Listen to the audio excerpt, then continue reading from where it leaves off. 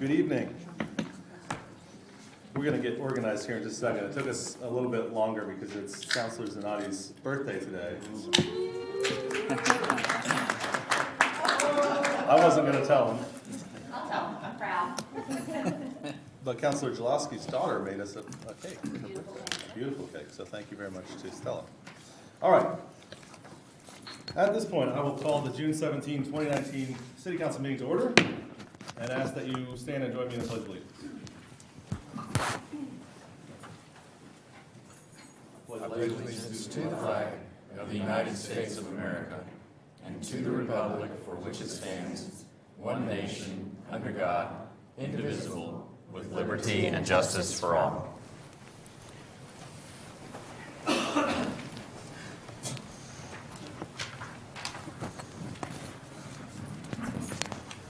Okay, so tonight's meeting has a couple of public hearings on it. If you're here to speak on either of the public hearing issues, please make sure you've signed up so we can call on you when it's time to get there. At this point, we'll go to item 3 on the agenda, which is the consent docket. Councilors, any questions, comments, or requests to remove items from the consent docket? Mayor, I would like to remove item D, please. Item D will be removed from the consent docket. Councilors, any further questions, comments, or motions? Mayor, just a point of information, we did receive a final quote on the property and casualty insurance today, and it is at $181,927, and that should be included in the report now, instead of the not to exceed $200,000. So instead of that round figure, we know exactly it'll be 181. 927, yes, sir. It's a 0.63% increase. That's on item C of the consent docket. Yes, sir. Councilors, questions, comments, or motions? Motion to approve the consent docket minus item D. Second. We have a motion and a second to approve the consent docket minus item D. Please vote. Voted 5-0. The consent docket's approved. Public comment on items not scheduled for public hearing. I think these are all public hearings, correct? Yes, they are. That will take us down to item 5, items approved from consent docket. Vice Mayor Darlington, item D. Item D, these are the service agreements with various entities. Some of them are just lease agreements, and some of them are public-private partnerships. I think it's, we hear reports very regularly from the Sherrard Museum of History. We just recently heard Lake McMurtry. Payne County Youth goes, many of these reports go right to you, right? Yes, ma'am. Norman?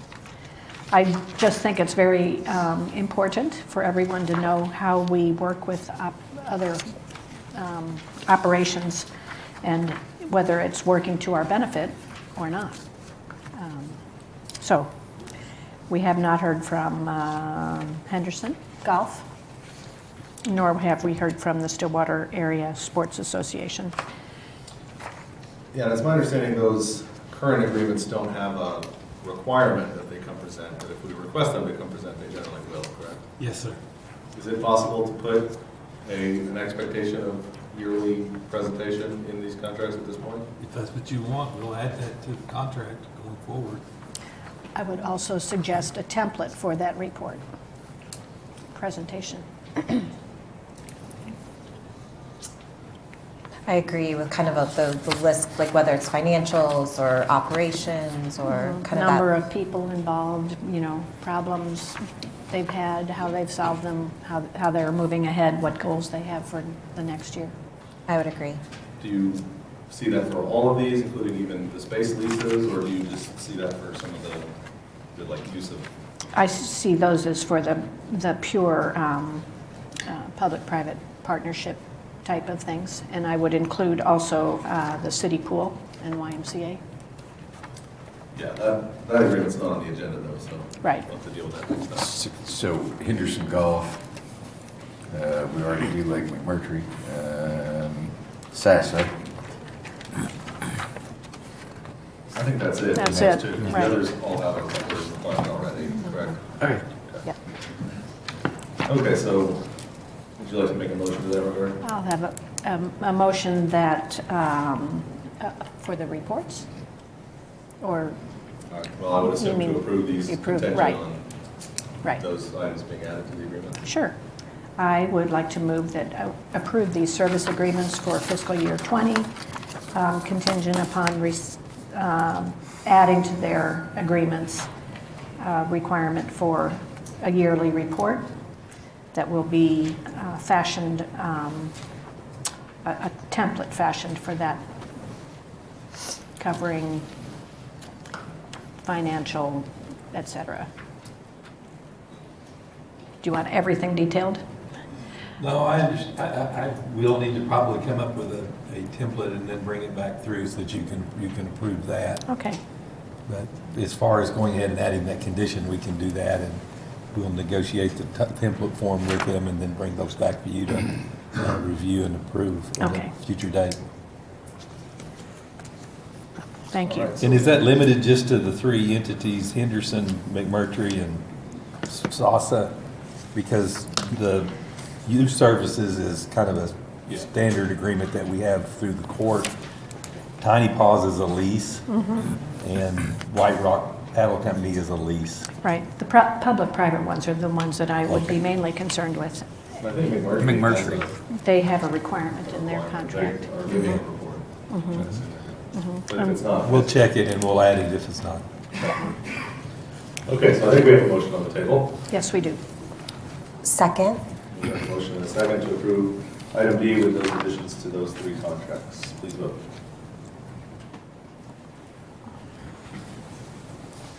That item is approved 5-0. All right, that takes us down to item 6, public hearings. Under item A, receive public comment regarding a request for text amendment to the Land Development Code, Chapter 23, Article 5, Use Categories and Limitations, Division 3, Use Limitations by adding sections, establishing regulations for home sharing and residential short-term rentals. This was continued from May 20th.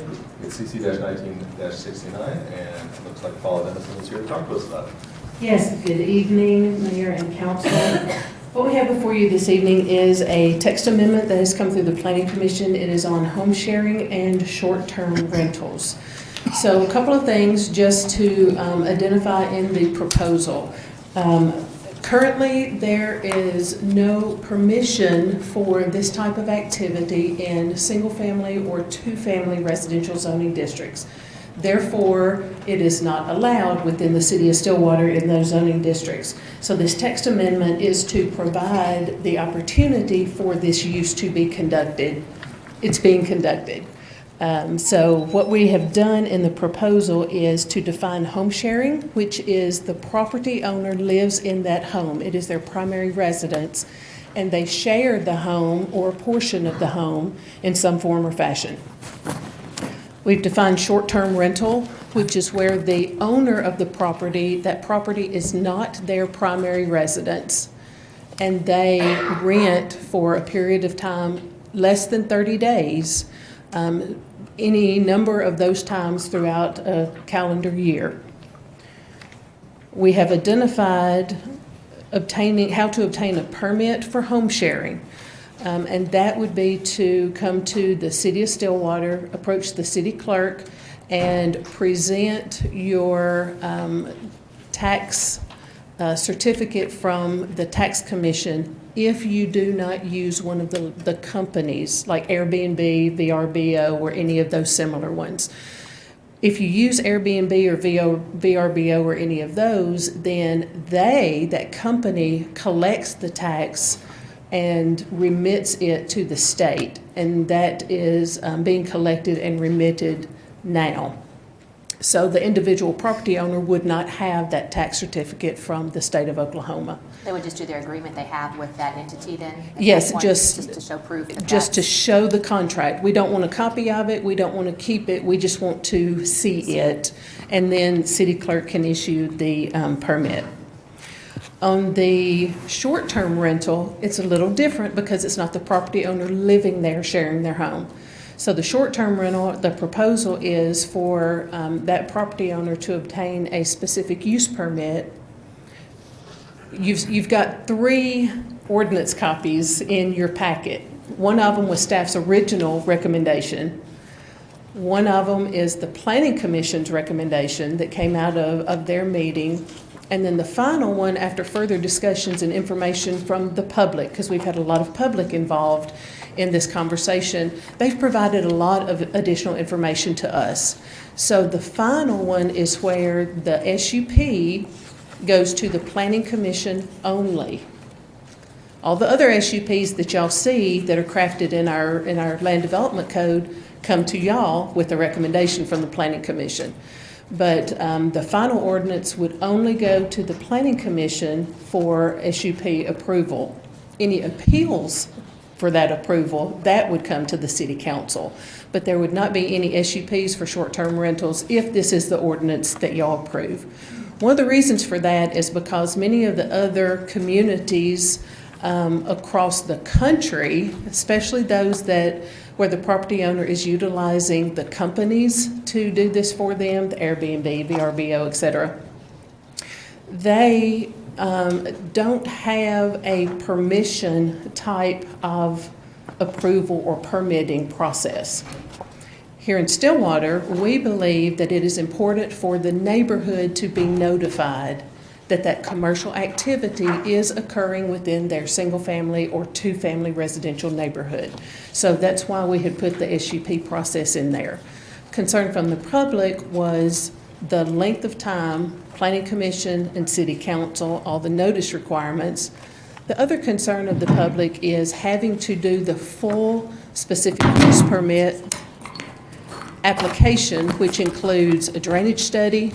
The house is already there. Building elevations, the house is already there. So we really pared it down to where the minimum amount of information necessary, the list of the property owners within 300 feet.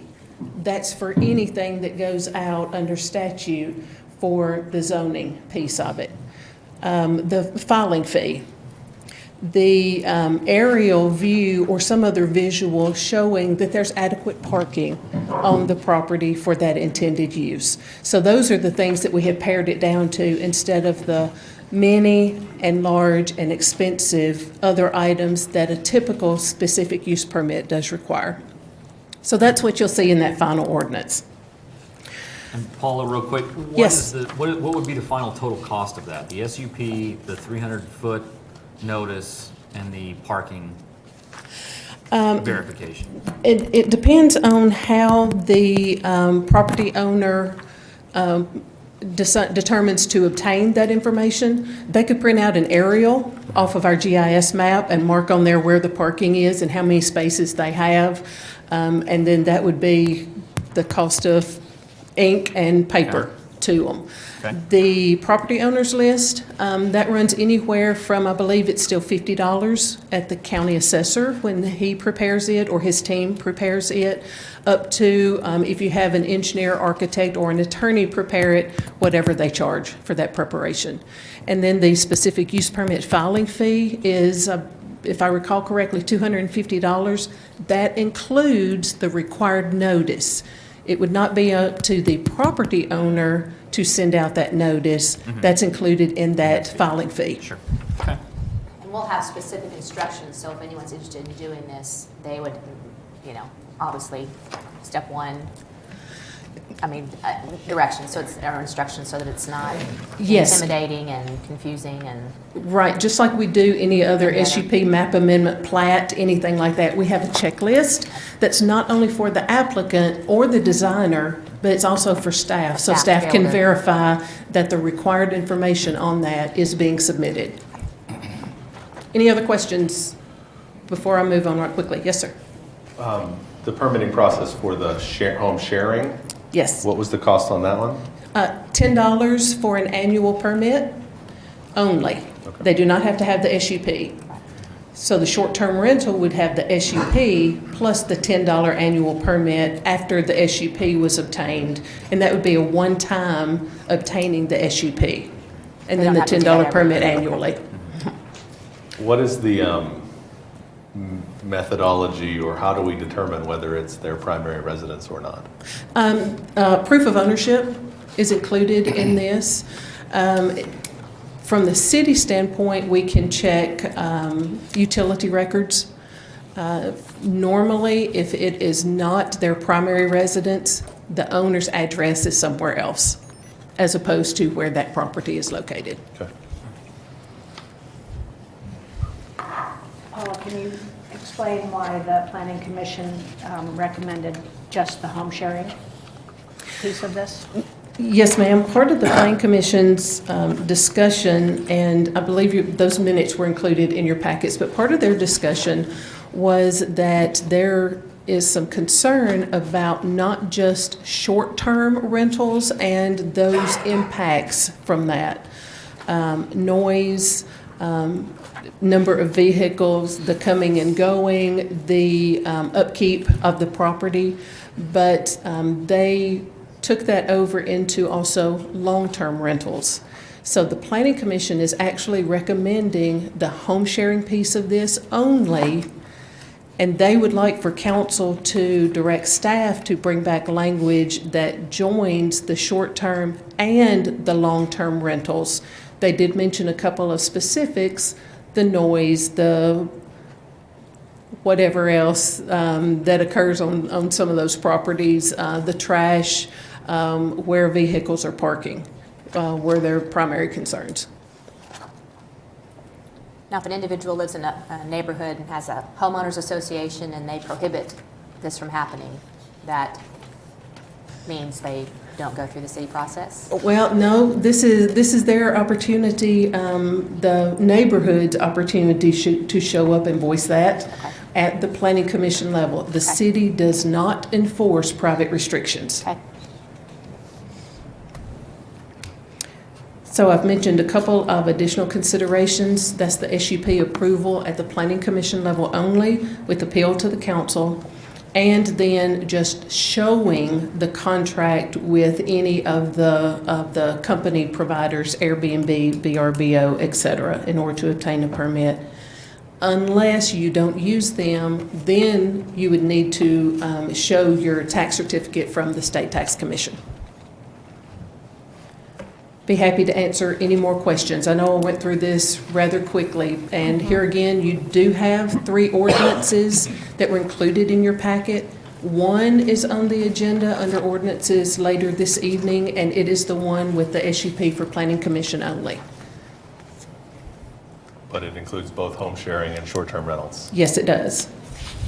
And it's the one that you put together after public input. After the Planning Commission, that's correct. But it doesn't include long-term rentals. It does not include long-term rentals. Do you anticipate that coming about, or is that not going to happen? If the council takes Planning Commission's recommendation and would like to step back and have staff look at short and long-term rentals, then we would take a look at it and bring forward some language. Probably a couple of meetings at the Planning Commission level before it comes to council to make sure that they're comfortable with what they were thinking as this process was moving through and what they were looking for.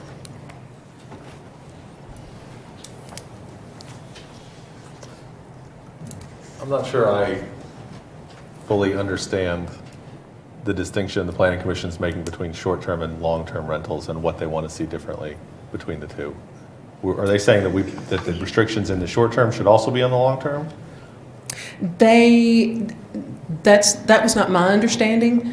They were more concerned with the impacts that they see in long-term rentals, and they related that to the impacts of short-term rentals, the parking, the noise, the activity, the care of property, and the upkeep of property. And that's why they wanted long-term brought back and included with that. They did not want to move on short-term until long-term accompanied it. Okay. And this might be a question for the city attorney, but the difference between a short-term rental and a long-term rental from the standpoint of property law is somewhat different, right? I mean, a short-term rental we're treating as a commercial activity, basically running a small hotel in a residential area, whereas a long-term rental would be considered a residential use. That's how I understand it. Okay. So that would be the distinction we're drawing between short and long, is short-term is a commercial activity like a hotel, whereas a long-term rental, a lease, where it's actually covered by landlord-tenant law, is a residential activity and not a commercial activity. Inconsistent with the underlying zoning, whereas a commercial use would not necessarily be consistent with the underlying residential RS or RSL type zoning. Yeah, okay. And also, it's not just the city's belief that that's the distinction. The deputy city manager, Melissa Reams, and I, even just today, we've had a number of conversations with the tax commission, but even just today, that was one of the questions that we asked them, and they make a strong distinction along those lines between short-term and long-term rental. Okay, thank you. Councilors, any other questions for Paula at this point? All right, then we will open a public hearing on this matter. I do have a number of folks signed up to speak, and I will take them in the order they're sitting on the table here. We'll start with Barb Osteen.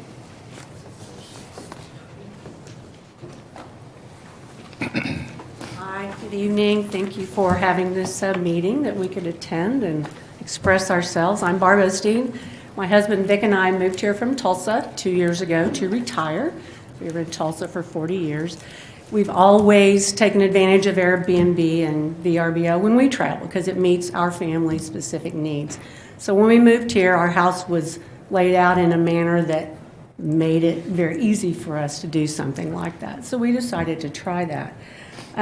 We rented it out 10 times in the last 18 months. Evidently that was illegal because you guys didn't have those ordinances in place. We appear to meet a certain need. We meet a need for families with small children that are going to be here 2 or 3 days that maybe have special meals requirements. They can't be having all their meals out. We've rented to the Special Olympian adults that had some handicap issues. There is a need for this type of a service, and I think no one really doubts that. As hosts, we have to keep our property in excellent condition, both inside and out. No one books you if people say it was dirty, it was this, it was that. And I wish the same were true of the long-term rentals 2 or 3 blocks away from our house that look like crap. We call the city on them all the time, and good for code enforcement because they get out and do what they're supposed to do. But, you know, having a sofa in the driveway of a house for 4 weeks is terrible. Kind of back to bring the long-term rentals back under some kind of short-term rental agreement. So our renters, they shop locally, they go to the grocery store, they buy their food and beverages, they eat out, they dine in, they're still really bringing money, you know, helping the economy of our town. And, you know, home rentals serve a residential purpose. I mean, we talked about the commerce of a short-term rental, but it's still a residential purpose as opposed to somebody running their massages or their personal training or something out of their home. It's not like that. It really is just being used as a residence. We certainly understand the need for permits, paying the hotel tax. Oklahoma City has put some things in place. We've looked at that. I think that's all very reasonable. So that's really all I have. Thank you. Thank you. Ms. Osteen, can I ask you a follow-up question real quick? Is your house, would under what we've talked about between home sharing and residential short-term, or this is your It's our primary primary residence? Okay, so yeah. you would be subject to a Yeah. $10 permit for, does that seem reasonable? Yeah, it Okay. certainly does, yeah. Okay. And then Airbnb, and I know Airbnb pays the they charge the taxes and all taxes. that stuff. Yeah. Thank you very much for being here. All right, Jim Bernard.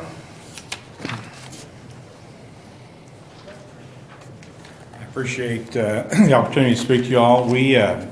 I'm in a unique position. I'm in the hotel business in this town. I also have a short-term rental my wife and I do in this town, and we also have one in Santa Fe.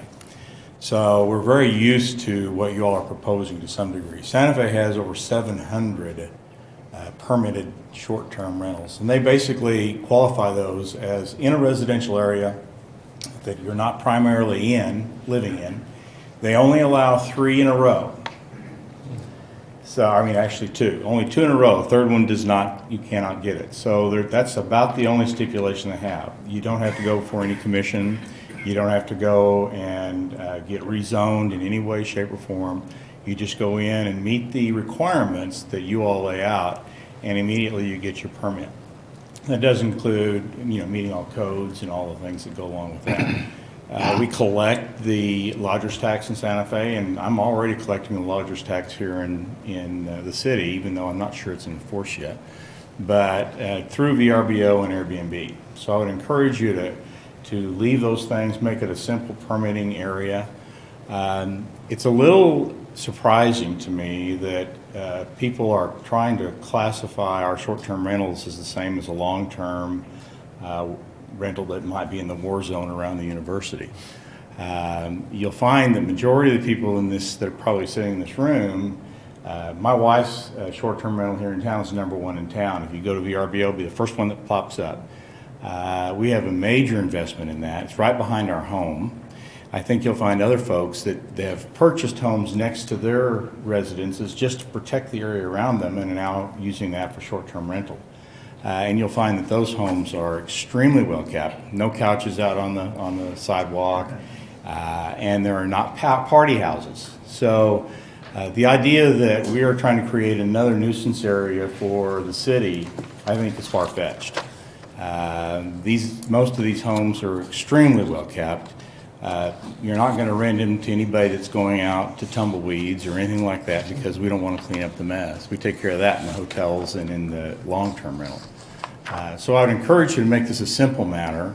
These are great upstanding citizens. There's probably, if you want to go count, there's probably right now only about 20 on VRBO in this town. There may go up to 30, but they're outside of your limits. Some of them priced so high that they never rent it. If you don't travel with VRBO or Airbnb, I would encourage you to go on and look and see how many times these things are rented. They're not major. They're not going to make anybody rich. But we are trying to keep neighborhoods nice. We are trying to have a nice product. So I would certainly encourage you to make it a simple matter. I'm certainly ready to pay the permitting process. I would encourage you to at least look at this rezoning and having to go before commission. What we do in Santa Fe is they require us to send out a notice after we've been permitted. With that, it has the phone number of the owner. As if you have a management company, it has the phone number of the management company, so you have someone to call if there is a problem.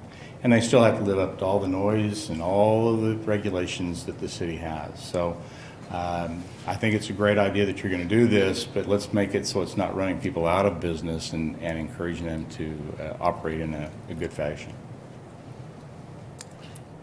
Thank you very much. Thank you. Appreciate it. Shirley Weeks. I'm sorry? You want to go after Gary? Okay. Gary, do you have an objection to that? Actually, I had Diane Grallman next. Do you care which order you go in? Sure. I've never had to shuffle the order. Yeah, well, we always defer to Gary. Okay, I'm Diane Grallman, and I'm from the Westwood Conservation Overlay District. So basically my concerns are we have a limited number of renters allowed. In 3 years, it goes to 3 people.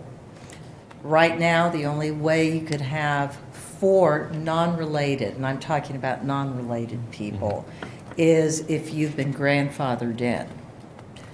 What I do not want to see in our neighborhood is for all of the people who own rental properties, is for them to go, oh boy, here's our inn. We can now rent for 29 days and then maybe roll it over another 29 days.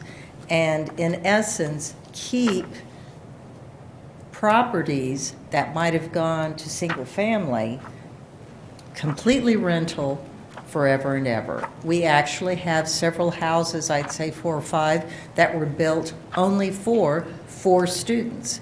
Well, they can't do that in 3 years. But I see this as a way, short-term rentals, as undercutting it. I have another couple of concerns. I know we've got at least 6 to 8 Airbnb VRBOs in our neighborhood right now. I'm aware that some of them actually advertise 6 to 12 people are allowed in the house. I don't know how that is allowed in our neighborhood. Yes, if it's a whole family of 12 people, I get that. But when these people come in, they're bringing 6 cars. It causes congestion throughout. So I guess what I don't understand is how is the first one your, let's see, not the short-term rental, the shared, how does that differ from an Airbnb? I mean, are we talking about Airbnb here? And if so, that's one thing. But I would definitely say short-term rentals could cause real problems unless the person is living there, or like Jim said, I mean, I could see his being just fine, but he lives in a great area. We don't necessarily. Okay. Can I ask you a couple follow-up Sure. questions? If the same overlay restrictions around the number of unrelated people sharing the home apply even when it's being rented as a short-term rental, would that alleviate some of your concerns? A short-term rental, the problem with rental property is it's not well maintained. The people who own 5 houses to rent out in our neighborhood, they don't water trees. We have mud that flows into streets with all of the torrential rains we've had. They don't really take care of their properties. Now, if it was one person with one rental, yeah, I can see they can take care of their properties. But if you have 5 or 10, no, your management company, LLC, is probably not doing the job we would like it to do. Okay, but on the subject of like unrelated people living in the home, if Yeah. that was applicable to the short-term, I mean, I would assume you would want that to be applicable to the short-term rental. Absolutely. Okay. Absolutely. Okay, All right. thank you. Gary Clark. Can I speak after Shirley? You guys are just have a standoff, just stand up there together. Mayor and councilors, I'm Gary Clark. I live at 320 Eiler Lane, which is within the Westwood Conservation Overlay District. This council in 2011 established the Westwood Conservation Overlay District, and primarily there were 2, I guess there are actually more restrictions, but 2 principal ones that really probably make a difference, and why I think it's made a huge difference. First of all, I should say how much our character of our neighborhood has changed as a result of the adoption of the Westwood Conservation. It has improved dramatically, and so it's been well worth the effort. I know these aren't the people, but your predecessors gave us that, and we're grateful for that. The 2 principal ones, the one you've already talked about, 3 unrelated persons, not more than 3 unrelated persons without a special occupancy permit, which could only be applied for by February the 28th of 2012. After that, you couldn't apply for one. So, and the last of those, now there's a handful that have up to 4 persons, unrelated persons, and that expires in, I think it's May 31st of 2022. And after that, it's 3 unrelated persons, and, and that's it. So certainly that's very important to us, even in a short-term rental as well as the long-term. Beyond that, there's also a requirement that requires a bedroom for each unrelated person. And so, and there are, places within our area, because we are a residential small lot, there are houses that may only have 2 bedrooms. And so in those cases, we think if there are 3 unrelated persons that are renting or something of that sort, then there ought to be a bedroom. So in essence, I would say the requirements of the Westwood Conservation Overlay District ought to be paramount. And so that to be clear that any ordinance that you might adopt in this area, to make it clear that it does not in any way override the requirements of our Conservation Overlay District. Any questions? I think we're good. Thank you, Gary. Ms. Weeks. Can't wait to see the rebuttal. Although I don't think it will be. Shirley Weeks, 71 University Circle.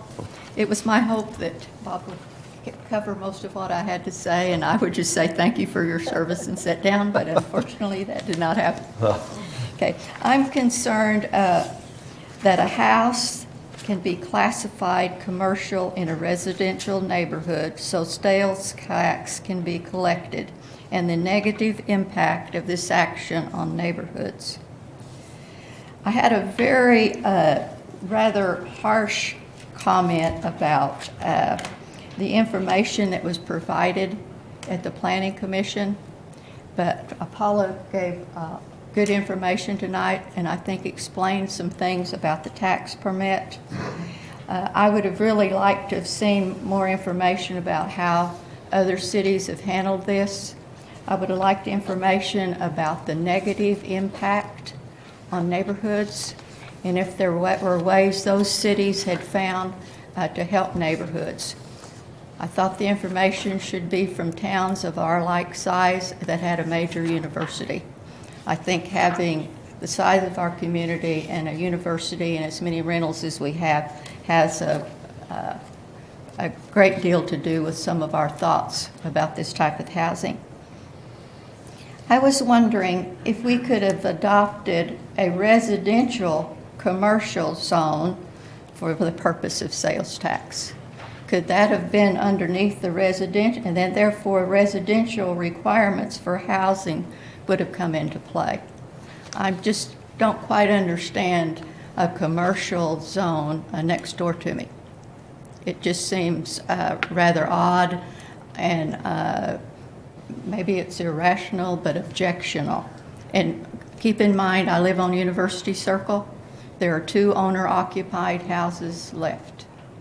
And as I see more for rent and for lease, I wonder about this new ordinance not being used in a way where it will just be short-term rentals. If the tax, I have some questions other than that. If the tax permit is not purchased, does the house revert to a residential zone? Can the house go back and forth from commercial to residential according to if they have a tax permit or not? Yeah, but just to clarify, the zoning is not changing on it, would not be changing under any of these ordinances. It's just a permit that that owner would have to use that home for a limited commercial purpose. And if they failed to meet the requirements, yes, that permission would go away. So do they have to follow requirements that are in the residential code or requirements in the commercial? They have to live up to all the same residential codes that are already in place for that home. So it doesn't change any of the underlying rules for that residential area. It just gives them the additional ability to use it for this limited commercial purpose. Okay. Can 20 people stay in a commercial zoned house for sales tax purposes? I don't think, well, I don't know. It depends on the house. I mean, I guess in my house you could put 20 people in it. I only have 6, but you could put 14 more in there, I suppose. Okay. I think that there's great concern that on certain events in Stillwater, there could be 30 or 40 sleeping in a house. So I don't know how that can be, how you can take care of that. I know on football weekends, cars aren't towed in the area because there's just simply not time for all of the other policing requirements for cars to be towed. And I think if you rent a house on a football weekend to 20 cars and all the driveways are marked, they'll be there for quite some time. Sure. Maybe you might want to get a private towing truck just to take care of your own driveway. I'm wondering if this isn't a perfect invitation for party houses.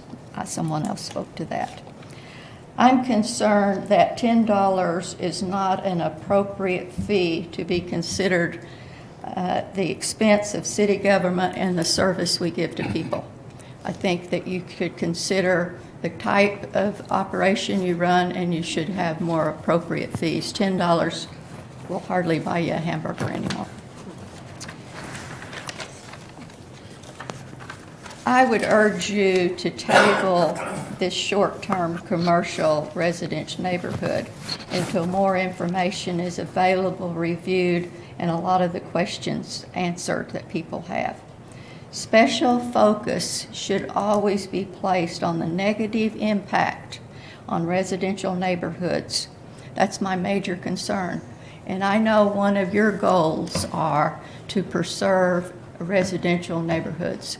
And I'd ask you in all of your decision-making to focus on that and try to help us survive so the core community will not just be a slum. Thank you very much. Thank you, Shirley. All right, I think that's everyone I had signed up to speak. Did anyone think they signed up and didn't get called on? Well, thank you all for being here and for your input. Paula, would you like to come back up and give us a summary? Yes, thank you. As indicated earlier in my presentation, the Planning Commission is sending a recommendation for approval of the home sharing piece only, and a request that council direct staff to prepare language for the short-term rental and long-term rental and bring it back through the Planning Commission. And that was with a unanimous 3-0 vote. Again, you have included in your packet staff's original recommendation on the setup of home sharing and short-term rental, and then the ordinance 3435 draft that is on the agenda for later this evening, which does address the SUP through Planning Commission only. And it does specifically identify the needs, the requirements for that specific use permit, and it has the appeal process through the Planning Commission. What it does not do is, as I had indicated, based on the information, further information that we have gained from State Tax Commission and the operators of Airbnb or VRBO in Stillwater, is the showing of the contract with that entity that is collecting and remitting the tax. In the ordinance, it talks about producing your sales tax certificate from the tax commission. Tax commission does not issue those to individual property owners if they're using Airbnb, VRBO, or any of those like entities. So that would be a change to the ordinance that is on the agenda for later this evening. Please explain that change again. So, yeah, good. Yeah, yep. Okay. Follow that. One of the requirements for short-term rentals is, and the home sharing, is to present your tax certificate from the State Tax Commission. If you're an individual property owner just doing it yourself, you will have one. If you use Airbnb, VRBO, or any of those others, you will not. The tax commission does not issue an individual property owner tax commission in that regard, because the company is already collecting and remitting the tax. So instead of showing a tax certificate to us in order to get your permit that you don't have the certificate, we're asking that change be you show us the contract with whatever company you're utilizing. A little more clear? Yes. This is not a simple matter anyway. Well, I'm at one level trying to make sure looking at the right three ordinances. Well, that's what I'm trying Yeah. to find, actually. So I have one that's labeled staff recommendation, one that's labeled planning commission recommendation, and then one that's in a different format. That is the actual ordinance with an ordinance number. I don't have that Way one. back. Is it in a different section? Because it's on the agenda. Because it's on the agenda. It's on the agenda. I'm looking at the wrong one then.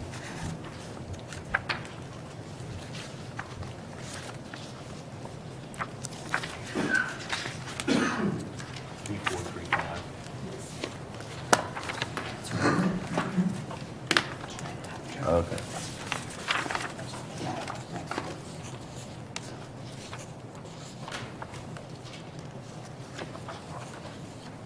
Okay.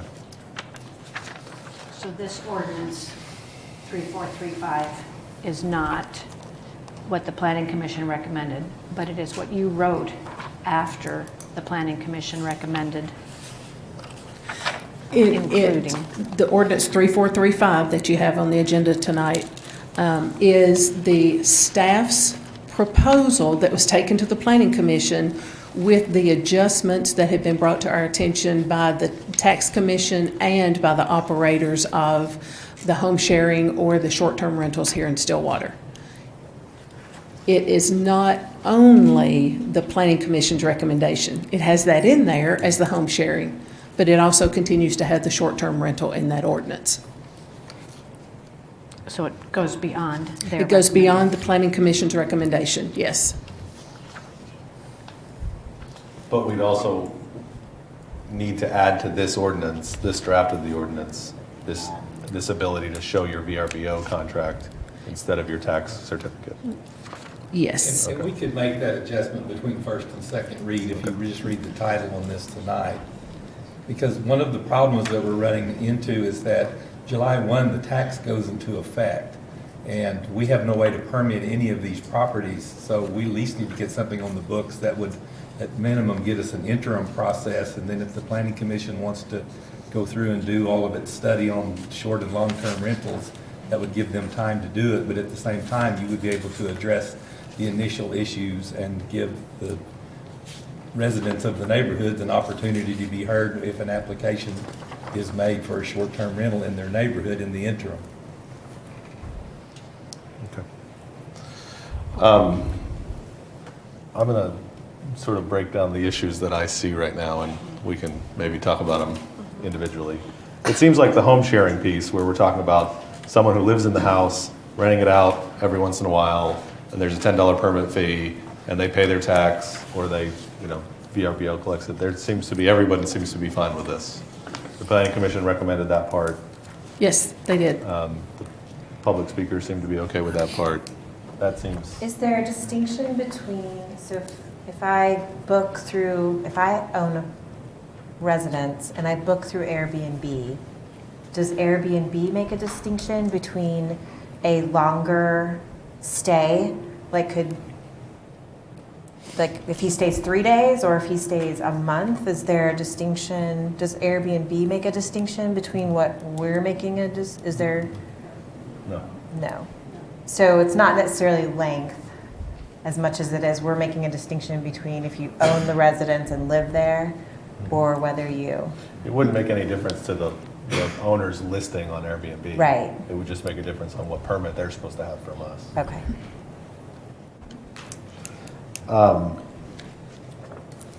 So then on the longer term or the short-term rental or the rental of a house that you don't live in. Sorry, I think that's kind of an important distinction to make. The short-term rental of a house you do not live in. The part that the Planning Commission pulled out because they wanted to align better with long-term rental regulations as well. Or vice versa. Okay. Yes, that's a clarification that if the council chooses to hold on the short-term rental, that we would have to have that discussion with the Planning Commission. But my feeling on that, though, is that there's a different process of regulation we have to go through for this because it's considered a commercial use versus that because it would be considered a residential as of right use in a residential neighborhood, right? I mean, Correct. These are not currently allowed. I mean, anybody who's been doing this is violating the current zoning code, right? So we have the ability to regulate these commercial uses. That ability of residential to regulate the long-term rental contracts in a residential neighborhood is a different story altogether. And I'm not sure how much power we have to do that in the first place. I'd love to, but we'll have to, I mean, that's a whole different conversation, right? So I think it makes sense to keep these two together because we're talking about commercial uses in a residential area, whereas that long-term regulation piece would be a different regulatory issue also. I agree with that. So that's just, well, I'm not sure go I ahead. do get it, because I see the difference between residential short-term and home sharing is whether you live there, whether that's your home, or whether it's not. I don't see how you can say, well, you can't have a long-term lease for 9 months, it has to be 12 months, or it can only be 1 month, or it can't be more than 30 days. Those types of leases, if you're renting a home, I mean, I can decide how long I want to rent a home. So I think the issue here is that period of time in between greater than 30 days but less than a year, right? I mean, if you're going to rent a home for a year, there's going to be a lease, and it falls under a completely different subsection of law. Yeah, if I'm going to rent a home for a... Right, but anything less than 30 days is going to roll into this definition of short-term rental, but it's the period of time from 31 days to 364 days. That's where the problem lies, right? Well, we don't tax them as rooms, so to speak, if people stay in them longer than 30 days. Right. At that point, it's considered a long-term lease. It's subject to the Residential Landlord-Tenant Act, and it's treated just like you're leasing. You can do that right now. There's no restriction on that. If I got on VRBO and booked a house for 60 days, are they gonna, can I do that? You guys that do it? I mean, are they gonna collect the sales tax on it, or are they gonna say, oh, it's over 30 days, so we're not gonna collect tax on it? They'll collect? The difference would be, number one, is the cost of what you're leasing. Okay.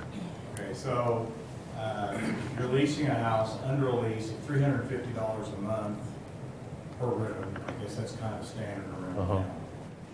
It's a lot less than if you're renting my house for $250 a night. Yeah. So if you go, VRBO will go ahead and lease or sign you up for as long as you want to stay, as long as there's not food open. I mean, it's just like going to a hotel. You can go book any hotel in this town for a year. And they charge hotel tax the whole year. You're going to pay hotel tax. Now, complicated. There are some municipalities that after 30 days, the lodger's tax goes off. They're not advocating that. Okay. Well, I'm just wondering, could I sue you as my landlord after 60 days in your house? And what keeps me from doing that? Because, well, yeah, you have a rental agreement through VRBO and everything else, but, and they handle all the legal sides of it. The distinction is also made based on, I just pulled up VRBO to see who all these were that might be 10 or 15. Most of them are outside your jurisdiction that I can find on here. They're outside the city limits. They're more rural. The ones that you'll see, if you just pulled up the screen right now here and threw it out there, would be more like ones that are house next to mine or someone else. Sure. Another caveat that I might interject, it might have something to do with this overlay that there's a concern. I'm going to hold off on that for just a second. Okay, I can address that. Okay. Well, I appreciate it. Thanks for the information on VRBO at this point. VRBO will lease as long as you want. They'll collect the tax, and you'll get the tax. Okay. I mean, that seems to complicate, how, because I think one of the concerns that people brought up was this idea of being able to skirt the normal rental rules, right? Where you sign it up through VRBO, and you could price it on VRBO at a long-term rental price, and just say it's a short-term rental through VRBO and not.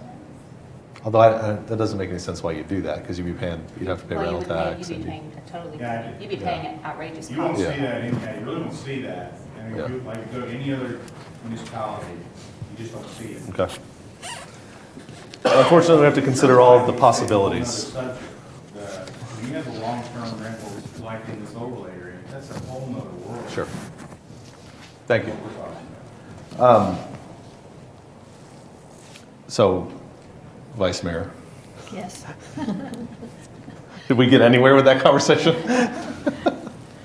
Well, I don't know landlord rental rules, laws. Could I rent my home for 30 days? On a lease? On a lease. I'd assume you could, yes. But I think the Landlord-Tenant Act kicks in after 30 days. I forget exactly where it picks up. But there are specific requirements within that act that make it applicable. The way the Tax Commission defines the term that makes the room tax applicable for 30 days or less is if it is a lease that's under the Landlord-Tenant Act, then it's already out. So if you had a lease that was subject to the Landlord-Tenant Act and it was just a 30-day or longer, a 60-day lease, then in that scenario, we wouldn't be collecting the room tax anyways. And so it wouldn't fall under these ordinances. It would fall, it would be under the Landlord-Tenant Act, or it would, we don't really regulate that. It's complicated. I mean, there's not, I mean, so if somebody didn't want to have to go get a permit to do this, they could just say, I'm signing a 30-day lease or a 14-day lease, I suppose. And if they have a lease agreement, they would just say it's a short-term lease? I think that we would, if we got wind that something like that was happening, we could probably look at it and see if it was truly a scenario where they were just leasing it under terms that would normally qualify as a room rental here, and prosecute that as a violation of the act. I mean, there's everything. You're always going to be able to dream up factual scenarios that aren't going to fall within this, and this is far from a perfect ordinance. It's kind of what everybody else is doing right now. If you look at what Oklahoma City did, you look at some of the Oklahoma City suburbs and some of the other university cities in the country, this is kind of where they are right now. Kind of where they are, or is our ordinance Our ordinance like is theirs? almost, it's very similar to Oklahoma City's. We added the language on the SUP because we were concerned about the short-term rentals, not making sure that the neighbors had an opportunity to come and speak before a use permit was issued for a short-term rental. That's the only thing that is more restrictive. Ours is actually a little bit more restrictive than Oklahoma City's in that regard. They don't require you to get an SUP? They just, No. like kind of what he described with Santa Fe, you get a permit and After the fact. people can object after the fact? Given past history, we felt that the SUP process was probably more in line with what the public would want here. But if you want to go with something like Santa Fe, like that example, that's fine. So what would the scenario be? Oh, this might be a question for you. So in their neighborhood with the overlay district, so would that be a circumstance where they would come to the planning commission meeting and maybe voice their, right, they'd have an opportunity to voice concern, and they might voice their concern based on this overlay district that was there. What, does the overlay district provide them any additional protections in this mixed up scenario? The overlay district still has the requirement of no more than whatever your property is permitted at unrelated persons at this time. That does not change. So as was mentioned, if you did not get the special occupancy permit, then you are no more than 3 unrelated persons. And that is even going through any of this home sharing or short-term rental process. So they would be, in that instance, they would be limited to those 3 people, so they would be protected potentially from a 20-person party house. Yes. On a football weekend. Unless they're all related. Yeah. So in other words, this ordinance does not supersede the Westwood overlay district. It does not. In fact, No. it actually incorporates it. If you look at section 115.7, it specifically says that this is subject to the overlay provision. So whatever the overlay says, that's what goes. And And that that's- includes where the parking occurs on the property in the Westwood overlay and other items. And that's with an overlay, but if you were with a neighborhood that just had restrictive covenants, or like a neighborhood association, an HOA, that would not, they could still come and voice concerns based on the HOA's concerns. Yes. But they wouldn't have that same kind of superseding protection because From the it's from the city. city, yes. Correct, because private restrictions are not part of our zoning land development code. Okay. But they still have the inherent protections of the HOA covenants. So Yes. they could sue based on, yeah. Yes, they can. And the planning commission could take that into consideration in deciding whether or not to issue the SUP, because it does, again, that section that I cited to you does say it does not this does not supersede those covenants. So that would make it fair game in terms of considering whether or not this was an appropriate use. Yeah.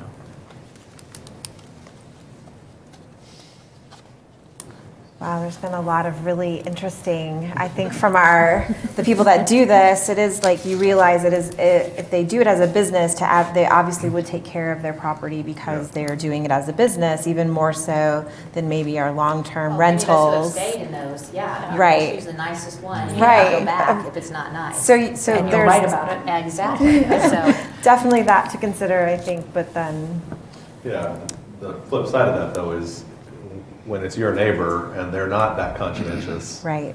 And now you've got one that, I mean, I'm sure most are good examples, but I'm sure there are bad examples. In fact, I've heard from Westwood neighborhood residents about a specific house that has more cars than are allowed and more that's listed on VRBO, and they've showed me the listing. You know, this is listed, you know, in violation of all the local covenants. So the bad ones are unfortunately the ones we have probably the bigger problem. You know, if it was just all great, nobody would have come up and talked to us about this in the first place. is there any way that Airbnb or VRBO, I guess Jim, VRBO, if you get poor ratings consistently, if it's not a good proper, I mean, You get poor ratings. do they drop you? Or do they? Yes, they can drop you, and they will through their contract because they just don't want you. Because they're not making. And I can speak a little bit to the HOA. In Santa Fe, people do not buy homes for short-term rental where there's an HOA because they don't want to have to deal with that entity on a regular basis. They would rather deal with the city. So they have kind of, it's another protection overlaying. But when you make a statement that possibly the planning commission would listen to the HOA, that to me is contradictory to what you said earlier, that the government entity is not here to supervise an HOA or oversee it. That's the concern that I have with you having a hearing ahead of time. I went and looked at about a dozen, some in the state and Santa Fe. There's not a single one that has a pre-hearing. If you meet the regulations, you meet the regulations. All you're asking then is if you have a hearing, do you want one or not? And then that leaves it up to 3 people deciding who their buddy is and whether they should have it or not. That's a little bit of what they do is after the fact and after you have a permit, then they alert everybody within 200 or 300 feet, and you know who to go to if you break the rules or you have too loud of a noise or you have too many cars. Now, one thing they do in Santa Fe is you're required to have at least one off-street parking, because parking's insane in Santa Fe. One off-street parking for 1 bedroom and at least 2 off-street parkings for 2 or more bedrooms. And that is something that we have to have on top of all the other permitting. Okay. Thank you. Do we define adequate parking? Do we just say adequate parking? We have an aerial photograph that says adequate parking. Do we define adequate? We do not. However, our parking regulations require a certain width, certain depth for parking spaces. You can count the parking area in a garage as meeting those parking requirements. For residential homes, it's 2 parking spaces is the requirement. So if there's only 1 space and they're wanting to operate a short-term rental, then that we would really take a harder look at that, and that could be information that was presented to the Planning Commission at the SUP process time.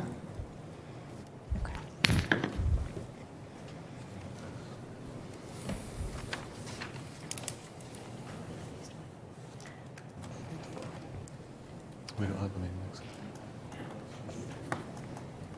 Do we? Do we meet next week? Yes. Oh, yeah, we do.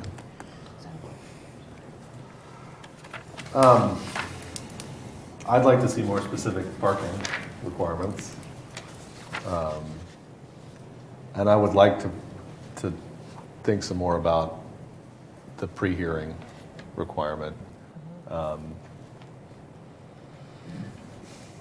The problem is, I like the pre-hearing requirement in Westwood or in certain areas, And for other areas, I'm not sure. If there's an overlay in place, could we say, if the property's located within an overlay district, a pre-hearing is required? If it's not, it can be issued otherwise? I'm just thinking because there are additional restrictions in some of those overlay areas, that a pre-hearing would help make sure everyone understands what they're getting into when they, I don't want a property owner to apply, get their permit without having had, that discussion, and then be surprised by the fact that they can only rent their Airbnb to 3 unrelated people, and they have to have a parking spot for everybody, and everybody has to have a bedroom, and all that kind of stuff. So that, to me, the pre-hearing gives us an opportunity to make sure in those areas there is a bigger discussion about what the restrictions are. In other areas, maybe it's not as big of a deal. But the other thing about this is that the reason we're putting this in place, or the reason we brought this up in the first place, is a concern over people in residential neighborhoods not having a say or not understanding that some, their houses are being around them. Part of the problem may be that there's a bunch of, short-term rentals happening. And so giving them an opportunity ahead of time to get a picture of that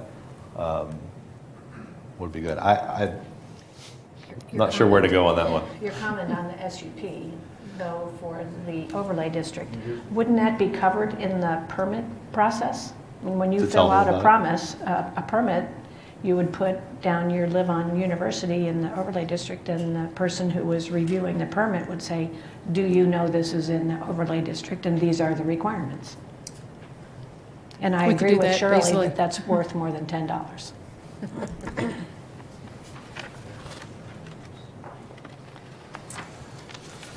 Okay.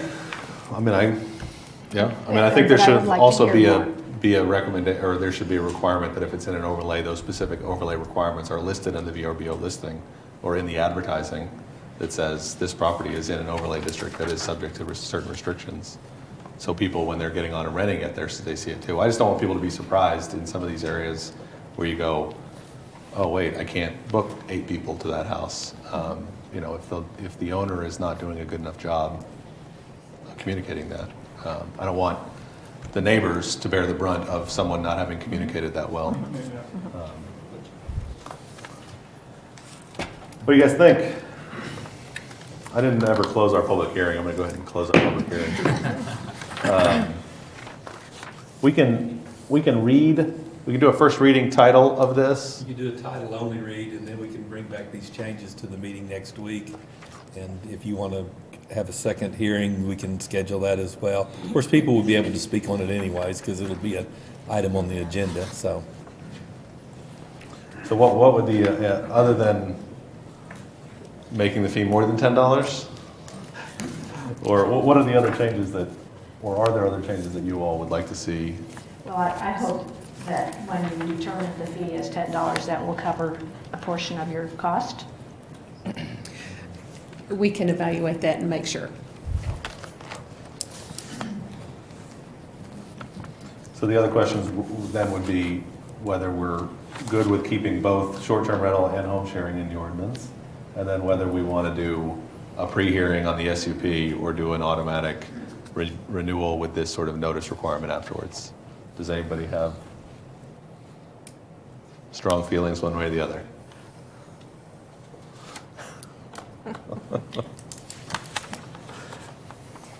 I think some time to digest that and kind of think through what the if-then scenarios are for some, like with the overlay district and with just kind of what that looks like. And I understand that we could, scenario ourselves to death trying to think of every little possibility, but maybe just we've had enough chance to hear from folks.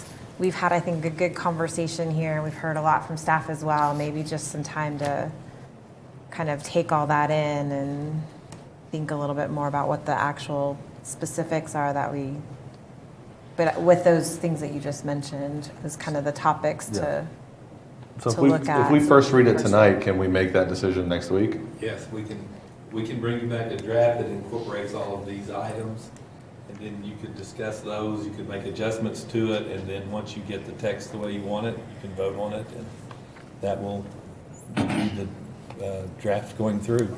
Can staff bring us a little more, like some background on some of those issues specifically? Like, is that a fair thing to ask? We can try and give you everything that will help in your decision making. Yeah. So you mean on the pre-hearing or? Yeah, just kind of, I mean, I think we've, just on what some of those, like what, if we keep the pre-hearing, kind of what the ramifications are. If there's other places that have done the pre-hearing and what that looks like. If there's any specifics in the way they run that pre-hearing that might tweak our process in such a way that seems more fair. What would be the difference of just taking the Planning Commission's recommendation, doing the home sharing, and getting that done, because you are saying that the timeliness of the July 1st tax thing, get that done. I don't know if we'd have time even to get it done by then. Do you miss the whole year if you aren't done by July 1st? No, we just won't be able to permit anyone, and so the longer that we can't permit anyone until the use is allowed under the zoning code. Okay. And so it's just going to delay that, and as we barrel towards football season, which is obviously a big using time. Well, if you rewrote the ordinance for just the home sharing part, and we did that next week or 2 weeks. I can carve out the short-term stuff and bring you back an ordinance with just the home sharing part next week easily. That's not a problem. In fact, you could first read it and we cut this stuff out and you would just have the home sharing part to prove next week and continue your dialogue on short-term. You just won't be able to license any of those non-owner occupied ones after July 1 until you get something on the books. But it doesn't really change anything. I mean, they're not licensed now, and unless we're sending out code enforcement to go shut them all down, which I don't expect we're gonna do until we get this thing passed. Well, I was actually going to recommend a resolution that would allow for an implementation period, because it'll take 90 to 180 days just to get all these things permitted, and if you do have to have a series of hearings in front of the Planning Commission, you have to allow time for notification and the hearings themselves and appeals in the instances where people feel aggrieved. Okay. So that's I think a reasonable suggestion, because the home sharing part is not in dispute. It's not hard. So we can first read this, ask staff to come back with just a home sharing ordinance for second reading next week, Okay. and then also with at least the beginning of a second ordinance on the short-term rental piece. Very good, I can do that. That shouldn't be a problem. Does that sound okay? Is there a motion to that effect? I guess it's just a motion to advance this one. Well, do you want to do it now or wait till? Oh, yeah. Yeah. Or if you want to go ahead and you can move it on down to that part of the agenda, then you don't have to take it up when you get there. Let's do that. Let's do that. Yeah. Let's go ahead and jump ahead at this point to item 9A, ordinances on first reading. Ordinance number 3435, an ordinance amending Chapter 23 Land Development Code, Article 5, use categories and limitations to create Division 4 home sharing and residential short-term rental. Section 23-115.1, definitions. Section 23-115.2, permitted districts. Section 23-115.3, home sharing, license required, compliance with applicable codes. Section 23.115.4, application form. Section 23-115.5, residential short-term rental requirements. Section 23-115.6, suspension, revocation, denial. Section 23-115.7, covenants, deed restrictions, overlay requirements, and Section 23-115.8, penalty and declaring an emergency. Is there a motion to advance this ordinance to second reading? So moved. Second. We have a motion and a second to advance ordinance 3435 to second reading. Please vote.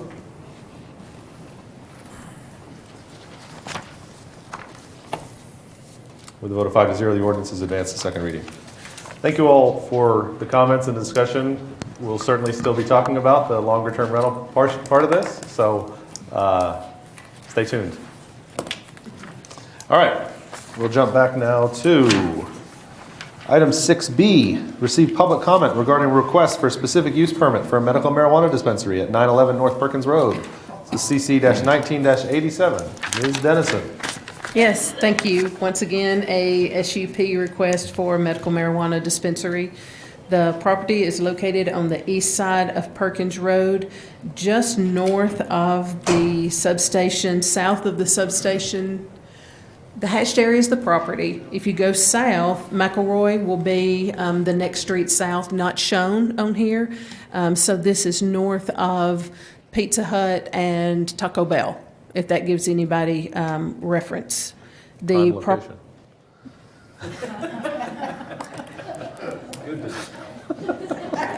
I'm glad my face is not on the screen right now. Thank you, Mayor.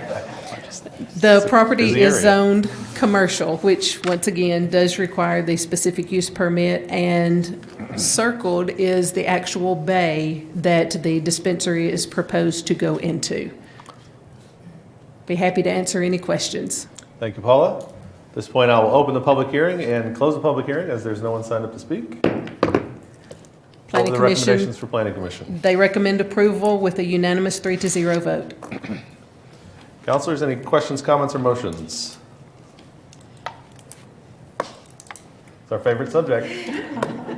Seems easier today. I don't know what the last one.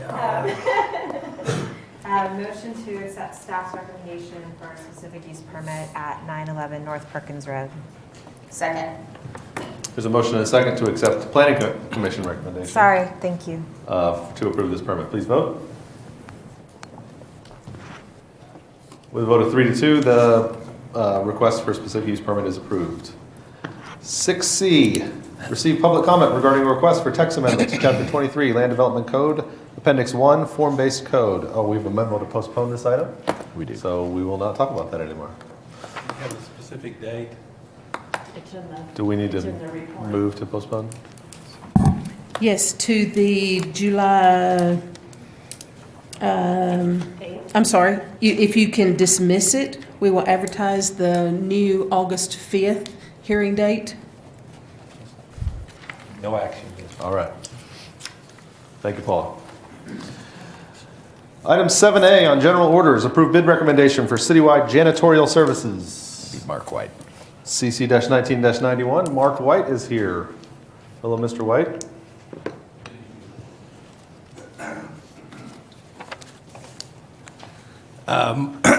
Mark White, Public Works Director. So what we did, we had several city facilities that were being cleaned by a variety of contractors. And what we wanted to do was simplify the contracting process while trying to reduce our costs. So we put it out for bid, and we got bids received back to clean 10 facilities that are city-owned. The funds for the cleaning are currently in each department's budget, so those are already covered. The staff recommends awarding the bid to Alliance Maintenance Incorporated. They were the lowest bid in the amount of $82,880, and they met all the bid requirements. Thank you, sir. Councilors, any questions? I'm sorry that there was not a local company that gave a comparable bid. I understand that some of them did not bid on all of the pieces, That's correct. although one did for one time a year rather than 2 times a year. One actually bid, but didn't cover the floor cleanings, the tile floor cleanings and the carpet cleanings. Actually, I think there were 2. And then there was one that submitted a bid that was actually a lower bid than what you're seeing on here, but they didn't realize what they were bidding on. And when they went back and looked at the specs and realized that this is turnkey, it includes your materials, your cleaning supplies and all that, then they pulled their bid. Yeah. All right. Further questions, comments, or motions? Motion to approve staff recommendation for the janitorial services. Second? We have a motion and a second to approve the bid recommendation for CC-19-91. Please vote. With a vote of 5-0, that item's approved. 7B, approved bid recommendation for the Stillwater Regional Airport North Apron Reconstruction Project, CC-19-82. Ms. Reams. Good evening, Welcome. Mayor. How are you?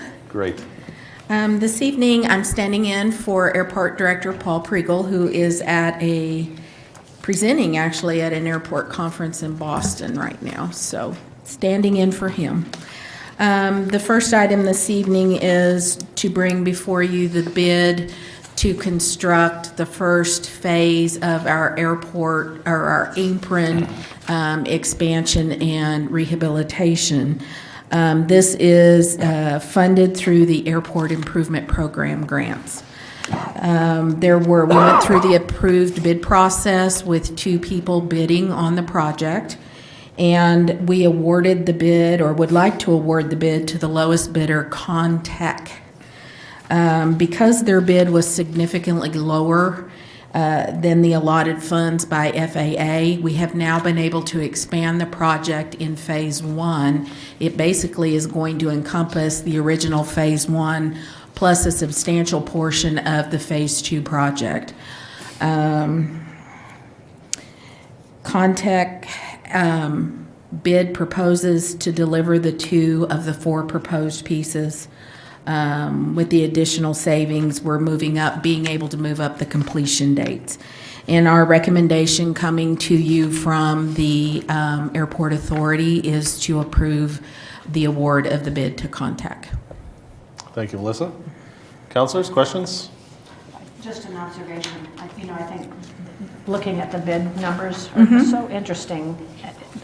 Even going back to the last item, the janitorial, there could be double the amount on between 2 companies, and here we have almost the same thing. It's amazing. We questioned that as well. Yeah. And our chief engineer, Monty Carnes, is here this evening if we need further explanation. But Monty, having been involved in the construction industry, explains that at the time that the bid documents are prepared, and then the time that you really look at the bid and you get the responses, there can be quite a time lag there. And so things happen within just the economies of the materials that you're bidding in. The prices go up, prices go down.